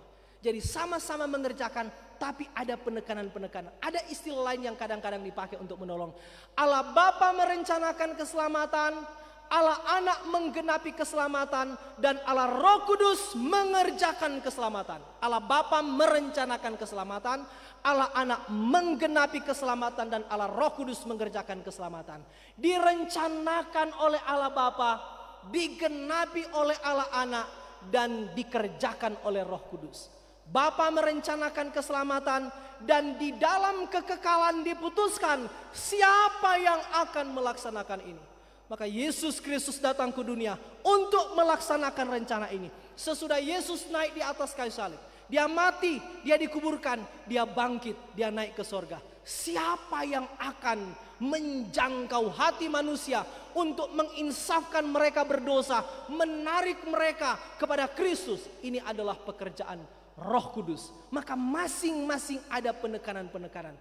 Jadi Allah yang benar itu adalah satu hakikat, tiga pribadi. Jadi orang kalau mau bilang dia perumusan, memang mesti bilang Allah Tritunggal, yakni Allah Bapa, Allah Anak, dan Allah Roh Kudus. Salah tuh gereja tertentu atau orang tertentu atau pihak tertentu yang dia perumusan begini. Misalnya waktu dia mau kasih berkat, terimalah berkat Tuhan. Semoga Allah Bapa, Anak, dan Roh Kudus, yaitu di dalam nama Yesus. Salah. Allah Bapa bukan Yesus. Yang Yesus itu Allah Anak. Allah Roh Kudus bukan Yesus. Allah Bapa, Allah Anak, Allah Roh Kudus. Allah Bapa bukan Allah Anak, bukan Allah Roh Kudus. Allah Anak bukan Allah Bapa, bukan Allah Roh Kudus. Allah Roh Kudus bukan Allah Bapa, bukan Anak. Tapi Bapa, Anak, dan Roh Kudus adalah Allah Tritunggal yang esa. Karena itu dia perumusan memang mesti bilang di dalam nama Allah Tritunggal, Bapa, Putra, dan Roh Kudus. Kadang-kadang kita mengakhiri doa ini. Kami akhiri doa ini di dalam nama Bapa dan Anak dan Roh Kudus, yaitu di dalam nama Yesus. Ini konsep salah. Ini sekarang dia istilah konsep yang salah ini dikenal dengan istilah oneness Pentakostalism. Oneness dari kata one, satu. Oneness maksudnya menekankan Allah itu cuma satu. Tu Bapa, tu Anak, tu Roh Kudus, sebenarnya zodiak waktu Yesus. Ini salah. Justru mengatakan bahwa Bapa, Anak, dan Roh Kudus adalah dia tu Yesus. Torang bidat, torang sesat, torang tak mungkin selamat. Maka ini ditaruh di doktrin level pertama. Karena menerima doktrin Allah Tritunggal, kita disebut gereja. Menolak doktrin Allah Tritunggal, kita bukan gereja. Hanya jika torang terima Allah Tritunggal, maka torang disebut Kristen dan torang pasti selamat. Menolak konsep Allah Tritunggal, torang binasa, torang tak mungkin selamat. Maka dia implikasi. Sampai di sini dulu dia implikasi. Saudara, jangan menikah dengan orang-orang yang mengakui yang salah. Jangan berpacaran dengan orang-orang di dalam gereja yang menolak konsep yang benar ini. Jangan sampai saudara demi mencari cinta, mencari pasangan, saudara justru kehilangan keselamatan. Kita semulai kasih DP. Atas dasar apa orang bilang ini bidat, ini sesat, ini salah. Atas ukuran-ukuran itu. Pertama apa? Konsep iman, doktrin iman. Yang kedua doktrin Allah Tritunggal. Yang ketiga doktrin tentang Kristus. Siapakah Kristus? Kristus hanya Allah, nyanda. Dia Allah dan manusia. Ada kelompok tertentu mengatakan dia Allah tapi bukan manusia. Ada juga bilang dia manusia tapi bukan Allah. Ada juga kelompok tertentu yang mengatakan misalnya saksi Yehova. Karena itu saksi Yehova itu bukan Kristen. Saksi Yehova itu bidat. Saksi Yehova itu sesat. Saksi Yehova itu masuk neraka. Karena apa? Menolak Kristus sebagai Allah. Mereka mengatakan Kristus itu cuma ciptaan. Dia adalah ciptaan yang pertama dari Allah. Kristus itu Allah. Kristus itu pencipta. Kristus itu pencipta bukan ciptaan. Dia adalah Allah. Satu pribadi dua hakikat. Dia satu pribadi tapi punya hakikat Allah dan punya hakikat manusia. Kenapa dia harus Allah? Supaya dia boleh menjadi penebus dosa. Kenapa dia harus manusia? Supaya dia boleh mati. Kalau dia cuma Allah, dia tidak mungkin mati. Kalau dia cuma manusia, dia boleh mati tapi dia tidak bisa menjadi penebus dosa. Maka supaya bisa mati sekaligus menjadi penebus dosa, maka dia punya dua natur, dua sifat di dalam satu pribadi. Dia Allah sejati sekaligus manusia sejati. Dia Allah dan dia bersedia mengambil rupa manusia, mengenakan rupa manusia. Maka kelompok-kelompok yang mengatakan Yesus bukan Allah, ini kelompok sesat. Yang pertama doktrin iman, Injil maksudnya. Yang kedua Allah Tritunggal. Yang ketiga Kristus. Yang keempat Roh Kudus. Roh Kudus itu adalah pribadi ketiga Allah Tritunggal. Roh Kudus itu bukan semacam the power of God. Dia adalah pribadi ketiga dari Allah Tritunggal. Yang kelima, doktrin tentang Alkitab. Ini adalah doktrin-doktrin utama. Alkitab adalah firman Allah. Kenapa ini harus dikatakan? Karena saudara tahu enggak? Bahkan di dalam kalangan para teolog sampai sekarang masih terjadi perbedaan pandangan, dan paling kurang kayaknya saya sudah pernah mengatakan di sini, menjelaskan bahwa di dalam perdebatan teologi, bahkan sampai di kampus-kampus teologi, paling kurang muncul 5 aliran tentang bagaimana bersikap terhadap Alkitab. Yang pertama, ada yang mengatakan Alkitab bukan firman Allah. Ya, kalau dia agama lain atau kalau dia liberal, oke. Maka kalau dia orang Kristen, kalau dia dosen atau pendeta kau bilang Alkitab ini bukan firman, Alkitab ini buku sejarah biasa yang ditulis di zaman tertentu, menanggapi keadaan tertentu oleh orang tertentu, dia sama aja dengan buku-buku biasa. Ini konsep pertama, dan ini sesat, ini salah, ini ajaran terkutuk mengatakan Alkitab bukan firman. Yang kedua, ada yang mengatakan Alkitab itu berisi firman. Apa artinya? Dorang bilang Alkitab itu berisi firman, maksudnya nyanda semua tuh kejadian sampai wahyu itu firman. Hanya sebagian tuh firman, sebagian nyanda. Mana kategori firman, mana nyanda? Yang bisa diterima dengan akal itu firman. Tapi hal-hal yang sulit dijangkau, diterima, dijelaskan oleh akal itu bukan firman. Contoh, waktu Yunus ditelan ikan. Ikan apa itu? Ikan apa itu yang bisa menelan manusia dan manusia tetap hidup di dalamnya? Manusia tetap boleh bernyanyi-nyanyi, berdoa dalam perut ikan. Tinggal 3 hari lalu dia dimuntahkan, nyandak mati. Menurut saudara ini benar atau salah? Maksudnya ini cerita fakta sejarah atau cuma dongeng? Nah, saudara tahu enggak, di kalangan para teolog ada yang pernah bilang, sebenarnya nyandak penting ini betul terjadi atau cuma cerita. Yang penting kuat dia pe makna. Yang penting apa dia pe pesan. Maka cerita Yunus itu sebenarnya hanya semacam didactic story, cerita yang mengandung pengajaran. Jadi sudah Jo, ndak usah tanya benar atau salah. Yang penting apa dia makna? Bahwa orang berani lari dari panggilan Tuhan, Tuhan akan ajar. Tapi kalau orang bertobat, Tuhan akan ampuni dia dan Tuhan pakai dia. Yang penting kok DP makna. Jadi saudara bayangkan, sampai hari ini masih banyak orang yang meragukan bahwa cerita Yunus itu memang fakta sejarah.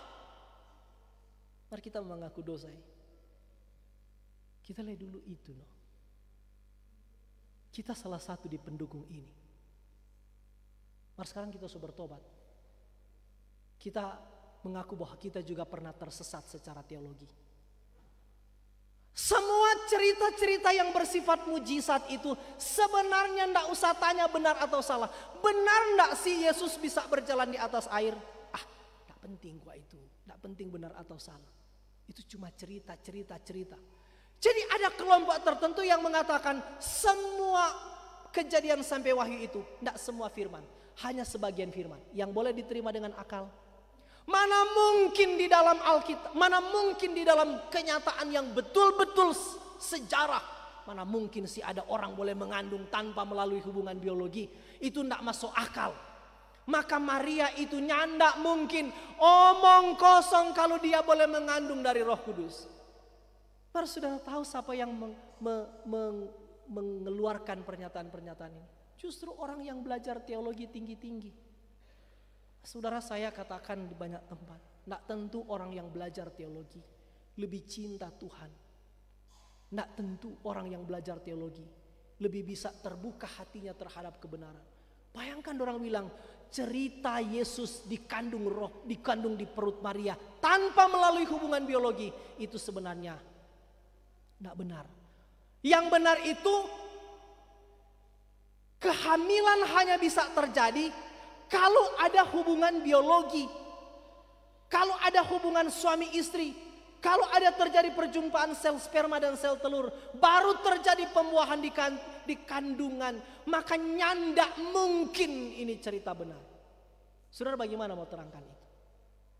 Orang lupa bahwa sebenarnya di dalam Alkitab Tuhan pernah menggunakan 4 cara untuk menjadikan manusia. Cara pertama adalah manusia yang dijadikan tanpa ayah, tanpa ibu, tanpa mama, tanpa papa. Nyandak lewat laki-laki, nyandak lewat perempuan. Nyandak ada unsur papa, nyandak ada unsur perempuan. Nyandak pakai perantaraan pernikahan. Siapa itu? Adam. Tidak lewat laki-laki, tidak lewat perempuan, tidak libatkan laki-laki dan perempuan. Yang kedua, cara kedua, hanya memakai laki-laki, tidak pakai perempuan. Hanya mengambil unsur laki-laki, tidak ambil unsur perempuan.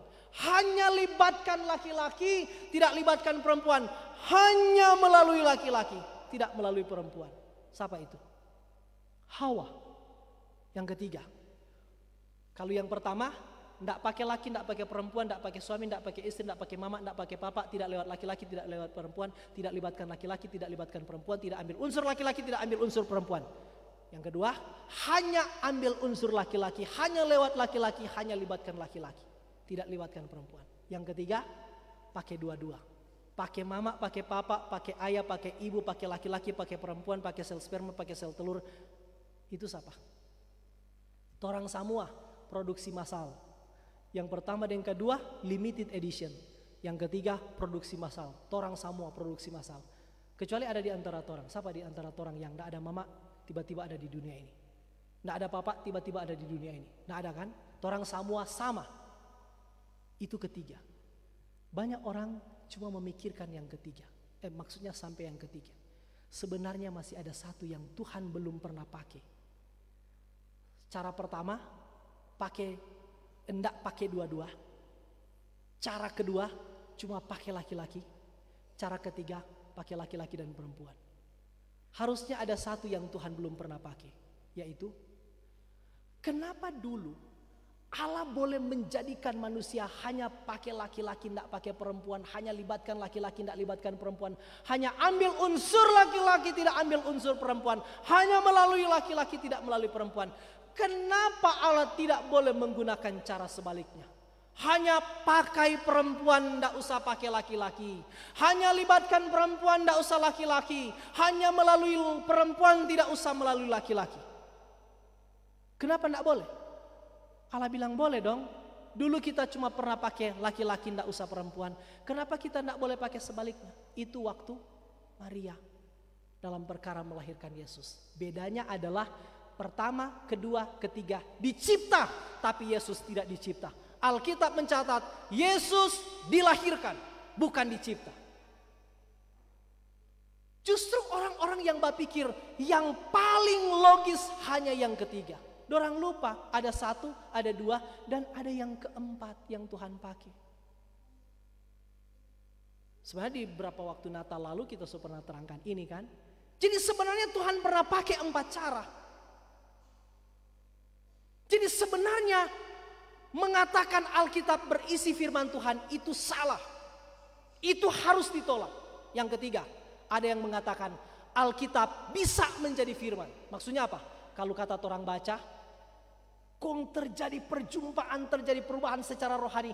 Waktu orang membaca teks itu, maka orang boleh terima bagian itu sebagai firman Allah. Jadi yang orang baca menjadi firman Allah. Maka orang baca, kok tidak terjadi apa-apa? Ya itu bagian bukan firman Allah. Maka ini ajaran berbahaya. Karena apa? Sangat subjektif. Berarti menentukan firman atau tidak tergantung pada siapa yang membaca. Kalau kita baca bisa jadi firman, kalau Ecak baca bisa saja bukan firman. Dan itu berbahaya, itu sesat. Maka berarti tidak ada standar yang sama. Tidak ada standar yang mutlak. Jadi yang pertama, Alkitab bukan firman. Ini salah. Yang kedua, Alkitab berisi firman. Ini salah. Yang ketiga, Alkitab bisa menjadi firman. Ini salah. Yang keempat, Alkitab adalah firman, tetapi belum sempurna. Jadi kita ulang DP perbedaan. Yang pertama, Alkitab bukan firman. Kategori ini apa? Sesat, salah. Yang kedua, Alkitab berisi firman. Maksudnya tulaing firman, tulaing nyanda. Jadi dia cuma berisi. Ini salah. Yang ketiga, Alkitab bisa menjadi firman. Ini salah. Yang keempat, Alkitab adalah. Jadi bukan berisi, bisa menjadi. Ini adalah tetapi. Alkitab adalah firman tetapi belum sempurna. Maksudnya yang 66 kitab ini masih mungkin bertambah. Masih mungkin ada wahyu baru. Mungkin sekali Tuhan akan menambahkan. Seiring dengan penemuan-penemuan di dunia arkeologi. Masih mungkin bertambah. Karena itu misalnya terjadi perbedaan antara Alkitab yang orang punya dengan Alkitab Katolik. Kalau orang cuma PL dan PB. Kalau pada orang di antara PL PB ada Deuterokanonika. Dan dulu waktu kita masih kuliah, saudara, ada mata kuliah dia nama naskah-naskah Laut Mati. Jadi mata kuliah itu membahas tentang ada penemuan arkeologi dan justru membuka kemungkinan Alkitab yang ada sekarang mungkin kata mau tambah. Jadi Allah belum selesai mewahyukan firman Tuhan. Berarti kalau orang terima konsep keempat bahwa Alkitab sekarang masih mungkin mau tambah. Logikanya apa? Berarti Alkitab ini belum sempurna. Betul enggak?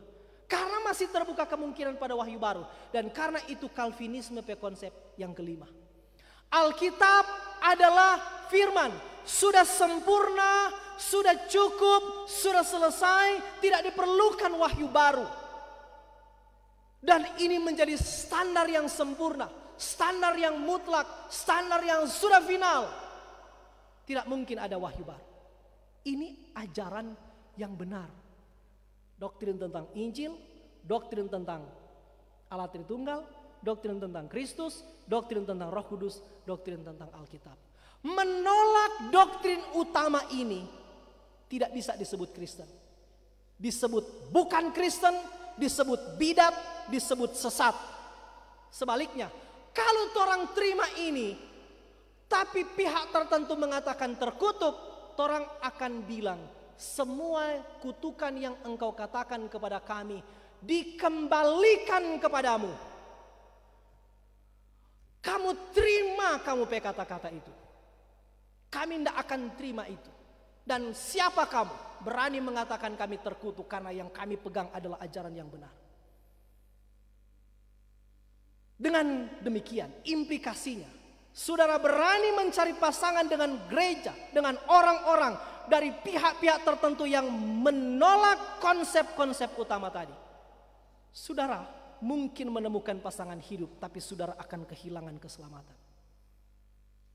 Maka cari pasangan yang bersedia terima. Ini doktrin primer. Itu kita maksud. Tentu bukan cuma Gemim kan yang menerima ini. Tapi kita bilang ya, pihak-pihak yang menolak tuh doktrin utama ini, justru itu sesat, bidat, binasa. Maka saudara berani berpacaran, berani membangun pasangan hidup. Oke, saudara akan dapat pasangan hidup. Tapi saudara akan dikategorikan terkutuk. Siapa yang bilang? Alkitab. Kalau kamu masih terima Injil lain, terkutuklah kamu. Rasul Paulus bilang pada orang-orang Galatia. Kamu berani menambahkan ajaran yang lain di dalam Injil yang sejati, terkutuklah kamu. Jadi ukuran pertama orang mencari pasangan adalah yang siap mengakui doktrin-doktrin primer ini. Penolakan terhadap doktrin primer yang saya terangkan tadi, itu kategori bukan Kristen. Memang orang bilang orang gereja, marnda, itu bukan gereja, itu sesat, itu cuma merek, itu cuma papan nama gereja. Karena menolak itu doktrin utama. Jadi saudara tidak usah bilang semua gereja sama jo. Oh nanda, lihat dulu tuh ajaran yang orang pegang apa. Sama-sama aja pakai Alkitab. Oh tidak tentu. Tanya doktrin-doktrin utama ini yang orang pegang apa. Sama-sama menyebut nama Yesus. Oh tidak tentu. Kalau kamu berani menambahkan atau menolak doktrin-doktrin primer ini, kamu akan dikatakan sesat oleh Yesus Kristus. Dan saudara tahu, Galatia adalah contoh gereja yang murtad. Saudara bayangkan, gereja yang didirikan oleh Rasul Paulus boleh murtad. Apalagi gereja-gereja yang hanya didirikan oleh manusia, siapa kita? Maka ukuran kita mengatakan sesat atau tidak sesat, bidat atau tidak bidat, terkutuk atau tidak terkutuk, selamat atau tidak selamat, hanya di kategori doktrin primer. Yang kedua, orang semua cepat ini. Tapi pikir-pikir tidak lama jore. Yang kedua, ada doktrin yang di level kedua, level primer. Nah ini doktrin tidak menentukan orang selamat atau tidak selamat. Membicarakan atau kalau terjadi perbedaan pendapat di level 2 ini tidak akan mempengaruhi orang disebut bidat, sesat, selamat, tidak selamat, Kristen, tidak Kristen. Apa dan tuh doktrin-doktrin level 2? Misalnya, doktrin-doktrin di kategori primer adalah contoh, jumlah baptisan. Jadi doktrin-doktrin sekunder ini doktrin-doktrin yang penting, tetapi tidak menentukan benar atau salah, tidak menentukan selamat atau tidak selamat, tidak menentukan orang disebut Kristen atau tidak Kristen.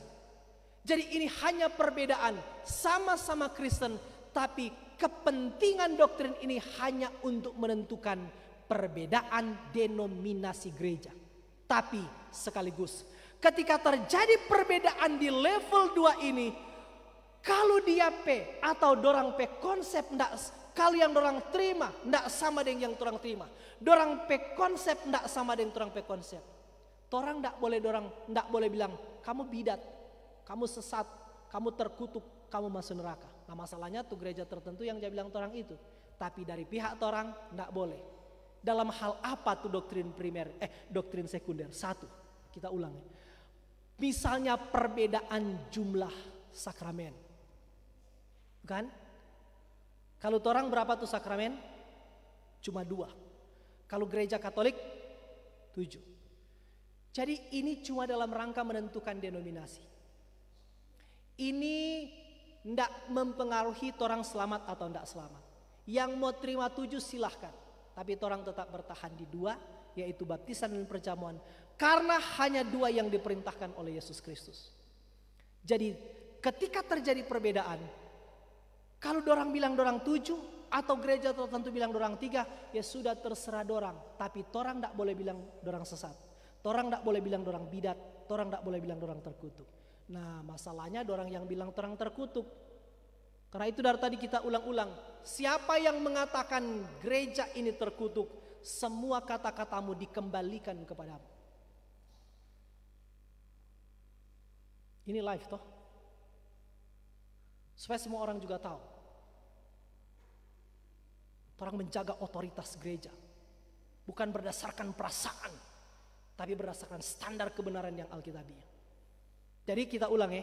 Kalau ada perbedaan dalam doktrin level sekunder ini, orang tidak boleh bilang orang terkutuk, sesat. Ini cuma menyangkut perbedaan denominasi. Yang kedua, tentang baptisan.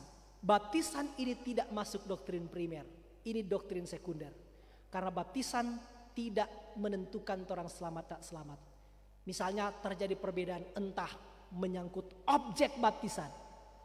Orang terima semua. Orang tua, anak-anak terima boleh dibaptis. Gereja tertentu yang bilang hanya baptisan dewasa, silahkan, tidak apa-apa. Orang tidak usah bilang orang salah. Orang tidak usah bilang orang terkutuk. Orang tidak usah bilang orang sesat. Markal orang bilang orang sesat, orang mesti bela juga.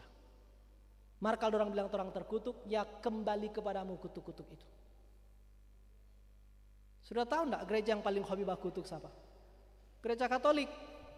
Supaya semua tahu.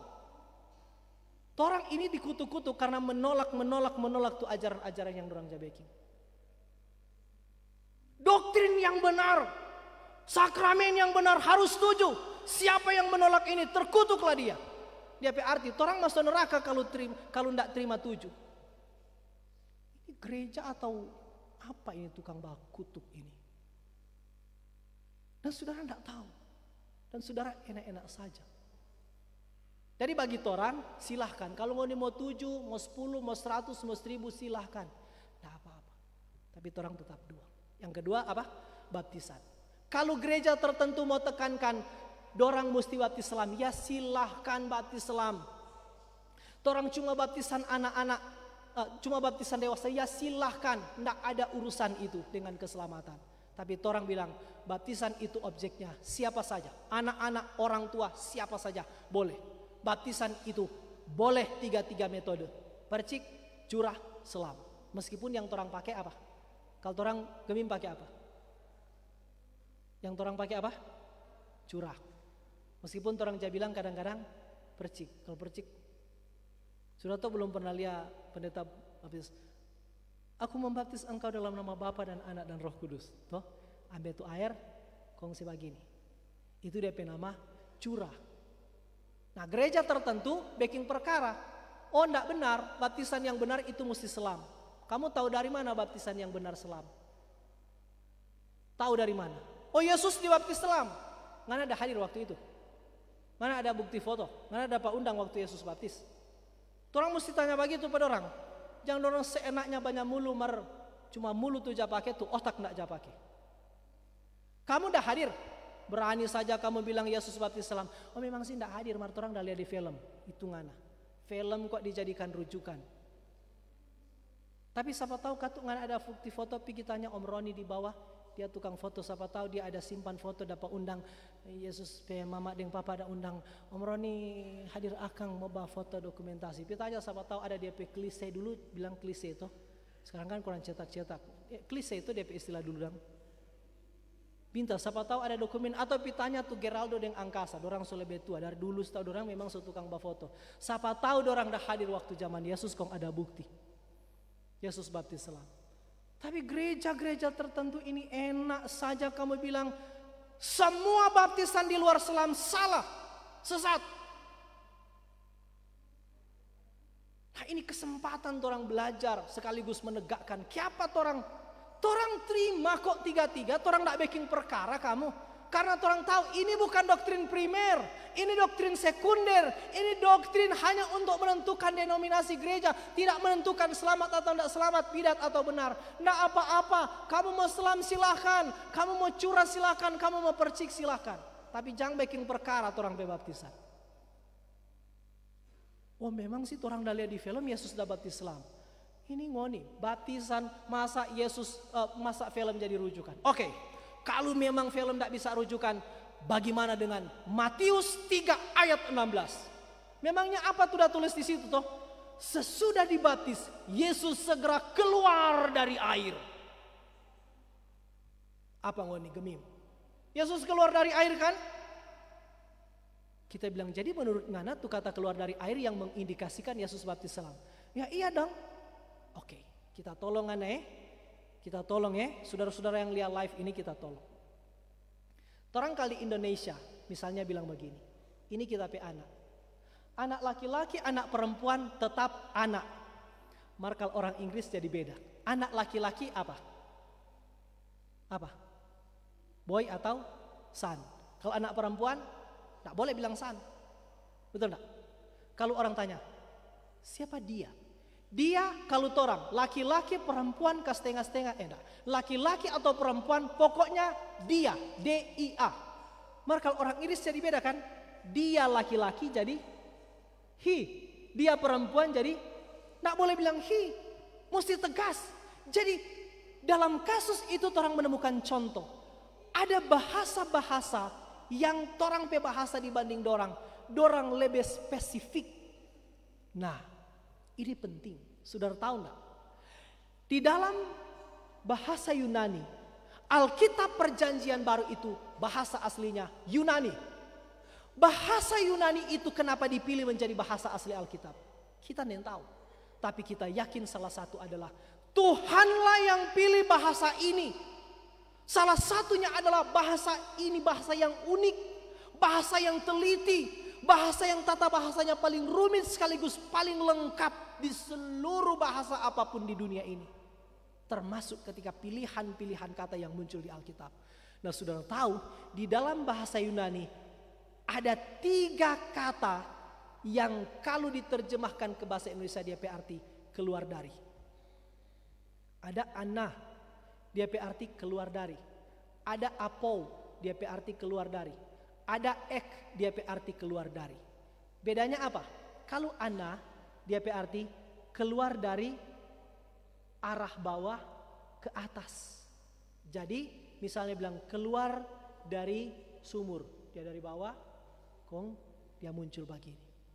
Itu mesti pakai ana, ndak boleh pakai apou, ndak boleh pakai ek.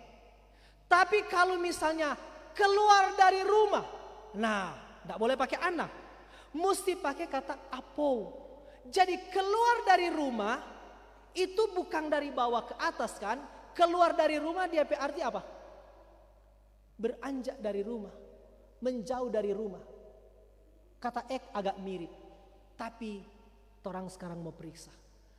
Yang dipakai di Injil Matius pasal 3 ayat 16 apa?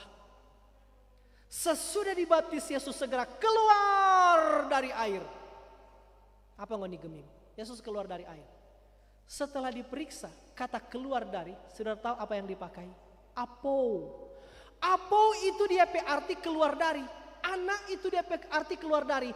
Tapi kata ana dan apou harus melihat konteksnya dan akan menolong kita mengerti. Yang dipakai di Matius 3:16 apou.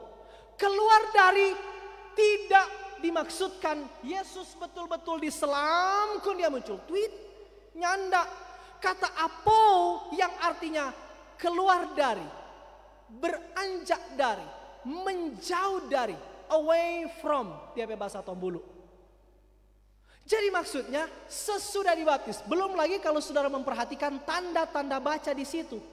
Sesudah dibaptis, koma, coba kok saudara lihat. Yesus segera keluar dari air. Nah kata keluar dari situ maksudnya Yesus beranjak dari air atau menjauh dari air. Jadi yang paling logis adalah sesudah dibaptis Yesus segera mungkin pergi ke darat. berpindah ke darat. Lalu terbukalah langit dan turunlah Roh Kudus seperti merpati dan terdengarlah suara dari surga. Inilah anakku yang kukasih, kepadanya lah aku berkenan. Roh Kudus turun seperti merpati. Bukan merpati itu Roh Kudus ya. Bukan. Roh Kudus turun seperti merpati. Martu merpati bukan Roh Kudus. Jangan bilang, oh itu merpati le Roh Kudus. Bukan. Nanti kalau ada merpati goreng apa? Saudara bilang Roh Kudus goreng itu. Nyanda kan? Menyerupai. Jadi itu muncul juga di Kisah Rasul pasal 8. Baptisan sida-sida. Jadi secara teks Alkitab tidak ada alasan untuk mengatakan Yesus dibaptis selam. Oke. Bagaimana dengan itu kata baptis? Nah, bukankah kata baptis dari bahasa Yunani baptizo yang dia arti adalah mencelup, menyelam, menenggelamkan. Ini apa gemim? Oke. Benar. Benar memang tu baptizo itu berarti mencelup, menyelam, menenggelamkan. Mar itu cuma salah satu dari banyak arti baptizo. Mencuci juga baptizo, membasuh juga baptizo. Kenapa kamu harus batasi tuh arti baptizo seolah-olah cuma satu arti, padahal Alkitab menggunakan banyak arti. Aneh kamu, terlalu sempit cara berpikirmu. Kamu memaksakan kehendakmu untuk membela ajaranmu, lalu kamu pakai untuk mengatakan ajaranmu sesat, ajaranmu tidak benar, ajaranmu tidak alkitabiah. Padahal mencuci baptizo, membasuh baptizo. Kenapa mesti kurung satu-satunya arti dari baptizo adalah mencelup, menenggelamkan? Aneh bukan? Oh enggak, baptisan air tetap dia arti tenggelamkan ke dalam air. Tidak bisa diartikan lain. Nah, sekarang kita mau tanya, baptizo, jadi itu baptizo memang satu-satunya arti, tidak boleh diartikan lain. Baptizo harus diartikan tenggelamkan ke dalam air. Iyo. Oke. Kita mau tanya, kalau baptisan air karena kata baptizo maka harus diterjemahkan tenggelamkan ke dalam air, benamkan ke dalam air. Sekarang kita mau tanya, bagaimana dang tuh Yohanes pernah bilang begini, aku membaptis kamu dengan air, tapi dia yang lebih besar daripada aku akan membaptis kamu dengan roh dan membaptis kamu dengan api. Kamu mau terangkan bagaimana itu? Kalau membaptis dengan air maksudnya semata-mata artinya tenggelamkan ke dalam air. Apakah kamu akan bilang baptisan roh juga berarti tenggelamkan ke dalam roh? Oh nyanda, lain dia arti. Nah kamu ndak konsisten. Kamu kacau, kamu punya pikiran. Itu sebabnya orang gemim menjaga konsistensi dengan menggunakan metode curah. Kalau baptisan air diartikan pencurahan air atau begini. Siapa orang? Memang orang terima tiga-tiga kan? Baptis, percik, selam, curah. Orang terima. Artinya kalau baptis di lain datang sini sudah. Yang penting dibaptis dengan nama yang benar. Allah Bapa, Allah Anak dan Allah Roh Kudus. Bukan dibaptis dengan nama Hamilasu. Terserah dia baptis dengan cara apa. Yang penting dalam nama. Tapi ketika dia datang di sini sudah tidak usah baptis. Tapi orang konsisten hanya menjalankan satu, yaitu curah. Karena baptisan Roh Kudus berarti pencurahan Roh Kudus. Baptisan Roh Kudus tidak bisa diartikan ditenggelamkan ke dalam Roh Kudus. Maka kalau baptisan Roh Kudus berarti pencurahan Roh Kudus, berarti boleh dong orang konsepkan baptisan air berarti pencurahan air. Karena itu gemim menjaga konsistensi ini. Karena baptisan Roh Kudus berarti pencurahan Roh Kudus, maka kita mempraktekkan baptisan air berarti pencurahan air. Meskipun orang terima lekuak kalau baptis dengan cara lain. Tapi ketika kamu bikin perkara orang baptisan, orang akan bicara dengan keras. Tapi kita bilang perbedaan metode dan objek baptisan ini tidak boleh kategori sesat atau tidak sesat. Karena itu orang terima. Kecuali dorang yang karena salah, pendek berpikir, kalau orang bilang orang salah. Nah itu orang salah. Waktu orang bilang orang salah. Tapi dari pihak orang, tidak usah orang bilang sesat ngoni, bidat ngoni, terkutuk ngoni, masuk neraka ngoni. Tidak perlu. Ini hanya doktrin-doktrin yang akan mengelompokkan orang pada denominasi gereja. Supaya orang tahu, di titik mana orang berani berdiri mati sekalipun untuk doktrin itu, di posisi mana orang boleh bilang, itu beda, enggak apa-apa. Oke? Ada lagi doktrin tentang misalnya perjamuan. Gereja tertentu mengatakan perjamuan itu adalah dia arti. Maksudnya misalnya gereja Katolik, waktu imam mengatakan inilah tubuhku, inilah darahku, maka roti itu betul-betul menjadi tubuh Kristus dan anggur itu betul-betul menjadi darah Kristus. Maka dia istilah terjadi transubstansiasi, terjadi perubahan. Anggur betul-betul menjadi darah Kristus dan roti betul-betul menjadi tubuh Kristus. Kalau orang nyandak kan? Kalau orang dia istilah konsubstansiasi. Roti tetap roti, anggur tetap anggur. Dia tidak berubah jadi apapun. Dia hanya simbol. Anggur simbol dari darah Kristus. Roti simbol dari tubuh Kristus. Jadi kalau perbedaan ini tidak usah bikin perkara. Ini level tidak menentukan selamat atau tidak selamat. Supaya orang juga jangan asal berbeda orang anggap sesat. Asal tidak sama orang anggap terkutuk. Asal tidak sama. Ya memang itu dorong PK lakuan. Tapi jangan torang, oke? Yang berikut misalnya ada sistem pemerintahan gereja. Oh, yang benar itu mesti episkopal. Kalau ndak episkopal terkutuk. Nah itu dong ndak benar lagi. Kalau torang apa? Presbyterial sinodal. Ada gereja tentu bilang sistem pemerintahan gereja adalah mesti kongregasional, mesti jemaat. Toh, mesti jemaat yang mengambil keputusan. Lalu pemimpin hanya melaksanakan. Kalau orang, mesti apa yang diturun dari atas jemaat mesti tunduk. Tidak boleh bantah, tidak boleh protes, tidak boleh interupsi. Maka kepemimpinan mesti dari atas. Episkopal, mesti diputuskan dari pemimpin-pemimpin. Lalu jemaat mesti dengar. Tidak usah protes, tidak usah bantah. Terima saja. Barang siapa membantah, terkutuklah dia. Nah itu yang terjadi pada orang. Kalau orang, presbyterial sinodal. Berjalan bersama. Jemaat yang diwakilkan penatua dia akan sama-sama. Jadi ini cuma perbedaan denominasi. Orang tidak usah bilang yang paling benar itu presbyterial sinodal, episkopal dan kongregasional itu bidat terkutuk. Tidak usah. Memang sekali lagi kita bilang dari pihak dorang jangan anggap dorang itu paling betul. Tapi dari pihak orang tidak boleh. Hal-hal ini boleh dikompromikan. Yang berikut misalnya tentang pandangan Maria. Pandangan-pandangan tentang Mariologi. Ya sudah, kalau ngoni mau anggap Maria itu perawan selamanya ya terserah ngoni.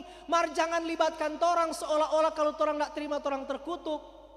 Ya kalau ngoni mau terima itu Maria itu sebagai perantara. Kalau torang kan perantara cuma Yesus. Kristus adalah kepala dan kita adalah tubuh. Dan atau dalam istilah lain, antara Allah dan gereja cuma ada satu perantara, Yesus Kristus. Maka orang ada antara Allah dan gereja ada perantara, Yesus Kristus. Mar antara Kristus dan gereja ada lagi satu perantara, Maria. Barang siapa menolak ini terkutuklah dia. Ya sudah, kalau ngoni mau terima itu silahkan ngoni jalankan itu, ndak usah libatkan orang mau kutuk-kutuk. Ya kembalikanlah kutuk-kutuk itu kepadamu. Tapi orang tetap memegang teguh perantara itu cuma satu. Sudah tahu ada gereja sekarang yang lagi dalam gerakan merumuskan doktrin baru. Mereka sementara menggerakkan, merumuskan lebih teliti, lebih ketat. Tapi ini belum finish. Tapi gerakan-gerakan itu mulai tercium. Gerakan itu apa? Sudah tahu, doktrin yang mereka sedang perjuangkan. Maria sebagai penebus bersama, pengantara bersama. Ini doktrin paling aneh, menentang Alkitab. Jadi itu penebus bukan cuma Kristus. Maria juga bisa jadi penebus dan perantara itu bukan cuma Kristus, Maria juga. Tapi ini bersifat gerakan yang sementara. Mungkin dalam waktu tertentu orang akan terkejut karena akan dengar gereja tertentu merumuskan doktrin Maria sebagai penebus bersama dan pengantara bersama. Barang siapa, pasti selalu orang kalau backing doktrin selalu orang akhiri begini. Siapa yang menolak doktrin ini terkutuklah dia. Coba saudara lihat. Itu ajaran-ajaran yang bikin kacau kekristenan.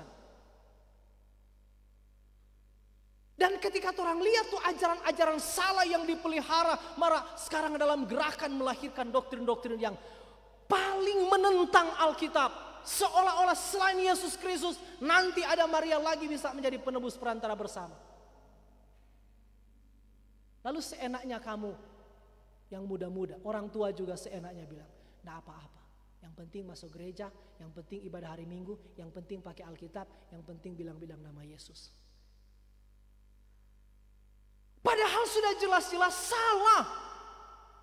Ini sesat, ini menentang Injil.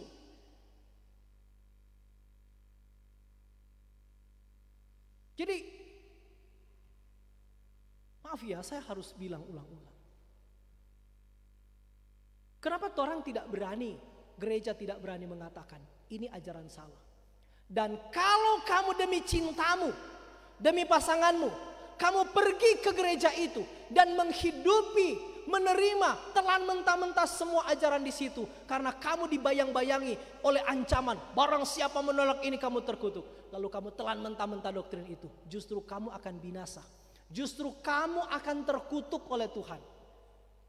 Karena kamu menambahkan sesuatu pada Injil.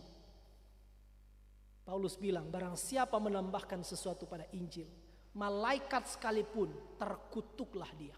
Anatema. Yang terakhir, ada juga doktrin-doktrin yang sebenarnya bersifat opini tersier, hanya pandangan. Misalnya doktrin tentang akhir zaman. Nah, sudahlah, terserah ini mau pakai itu pandangan mana, terserah. Atau misalnya pandangan tentang tuh hari-hari di dalam kejadian waktu mencipta itu betul enggak? Hari pertama betul-betul hari pertama dalam pengertian 1 kali 24 jam. Atau sebenarnya hari itu menunjukkan suatu masa yang panjang. Ya terserah juga nih mau pakai itu mana. Enggak ada kaitan dengan keselamatan. Itu contoh-contoh dong. Atau yang paling terakhir adalah doktrin-doktrin yang bersifat adiafora. Yang sebenarnya tidak ada signifikansinya. Sekedar tahu, boleh. Misalnya tentang ada perdebatan. Sampai sekarang sudah bayangkan sampai itu orang berdebat. Misalnya tentang apa? Jumlah malaikat di sorga berapa? Apa DP untung memperdebatkan itu? Mau ke 10, 100, 100 ribu, 1 juta, 1 miliar. Terserah mau berapa tuh doktrin, mau berapa tuh malaikat di sorga. Pusing amat yang tuh jumlah malaikat. Apa untungnya bagi gereja? Apa untungnya bagi orang mau cari tahu? Tapi ada orang yang sampai berjam-jam bakalai gara-gara berapa jumlah malaikat di sorga. Apa perbedaan serafim dan kerubim? Boleh kalau mau debat, tapi bukan dalam rangka untuk mengatakan kalau dia beda dengan kita dia sesat terkutuk. Nggak perlu. Nah, jadi ini kira-kira yang harus menjadi bingkai kita untuk menentukan di mana orang berdiri tanpa goyah, mati sekalipun mempertahankan itu. Di mana orang boleh kompromi, di mana orang tidak usah bertengkar, di mana orang tidak usah berdebat, di mana orang harus menjaga kesatuan gereja. Perbedaan-perbedaan dalam perkara-perkara doktrin, dalam level sekunder, tersier, dan adiafora, orang mesti tetap jaga. Perbedaan pendapat tidak apa-apa. Terima tuh perbedaan, terima tuh pandangan-pandangan. Orang boleh bertahan di orang pe pandangan, tapi kalau ada pihak lain, gereja lain yang punya pandangan beda, orang tidak boleh bilang dorang sesat, orang tidak boleh bilang dorang bidat, orang tidak boleh bilang dorang salah, orang tidak boleh bilang dorang terkutuk, orang tidak boleh bilang dorang masuk neraka. Tidak. Tapi dalam level pertama, orang akan berdiri, orang akan membela, orang akan bertahan. Di situ menentukan hidup mati kekristenan. Semoga itu bisa menolong kita. Dan karena itu semoga ini juga menjadi pagar. Orang tua tidak sembarangan. Lihat anakmu bergaul dengan siapa, pacaran dengan siapa. Sama-sama gereja kok, sama-sama Kristen. Oh enggak, ajaran-ajaran yang mereka pegang teguh di situ apa? Alat ukur yang saya berikan tadi akan menolong kita jangan-jangan dia bernaung di dalam gereja yang sebenarnya sesat. Gereja yang binasa. Gereja yang telah menambahkan sesuatu pada Injil. Saya tidak ingin mengatakan orang mesti fanatik buta kepada Gemim. Tapi menurut saya, Gemim sampai sejauh ini benar secara alkitabiah. Amin. Saya tidak ingin supaya kita fanatik buta terhadap Gemim. Fanatiklah pada kebenaran. Tapi soalnya kita bilang, dalam sudut pandang mana saudara akan katakan ada kesalahan di dalam doktrin-doktrin yang dipegang oleh Gemim? Tentu kita bisa mengakui ada pendeta mungkin bisa salah ajar, ada dosen mungkin bisa salah ajar, ada pengkhotbah mungkin bisa salah khotbah, ada penatua diaken guru agama yang mungkin bisa salah menerangkan. Tetapi dalam perkara-perkara dasar, doktrin-doktrin yang dipegang teguh dipertahankan oleh Gemim sampai di malam ini, tidak ada yang bertentangan dengan Alkitab. Karena itu cintai kebenaran, cintai Alkitab, dan cintailah Gemim. Amin. Mari kita berdoa.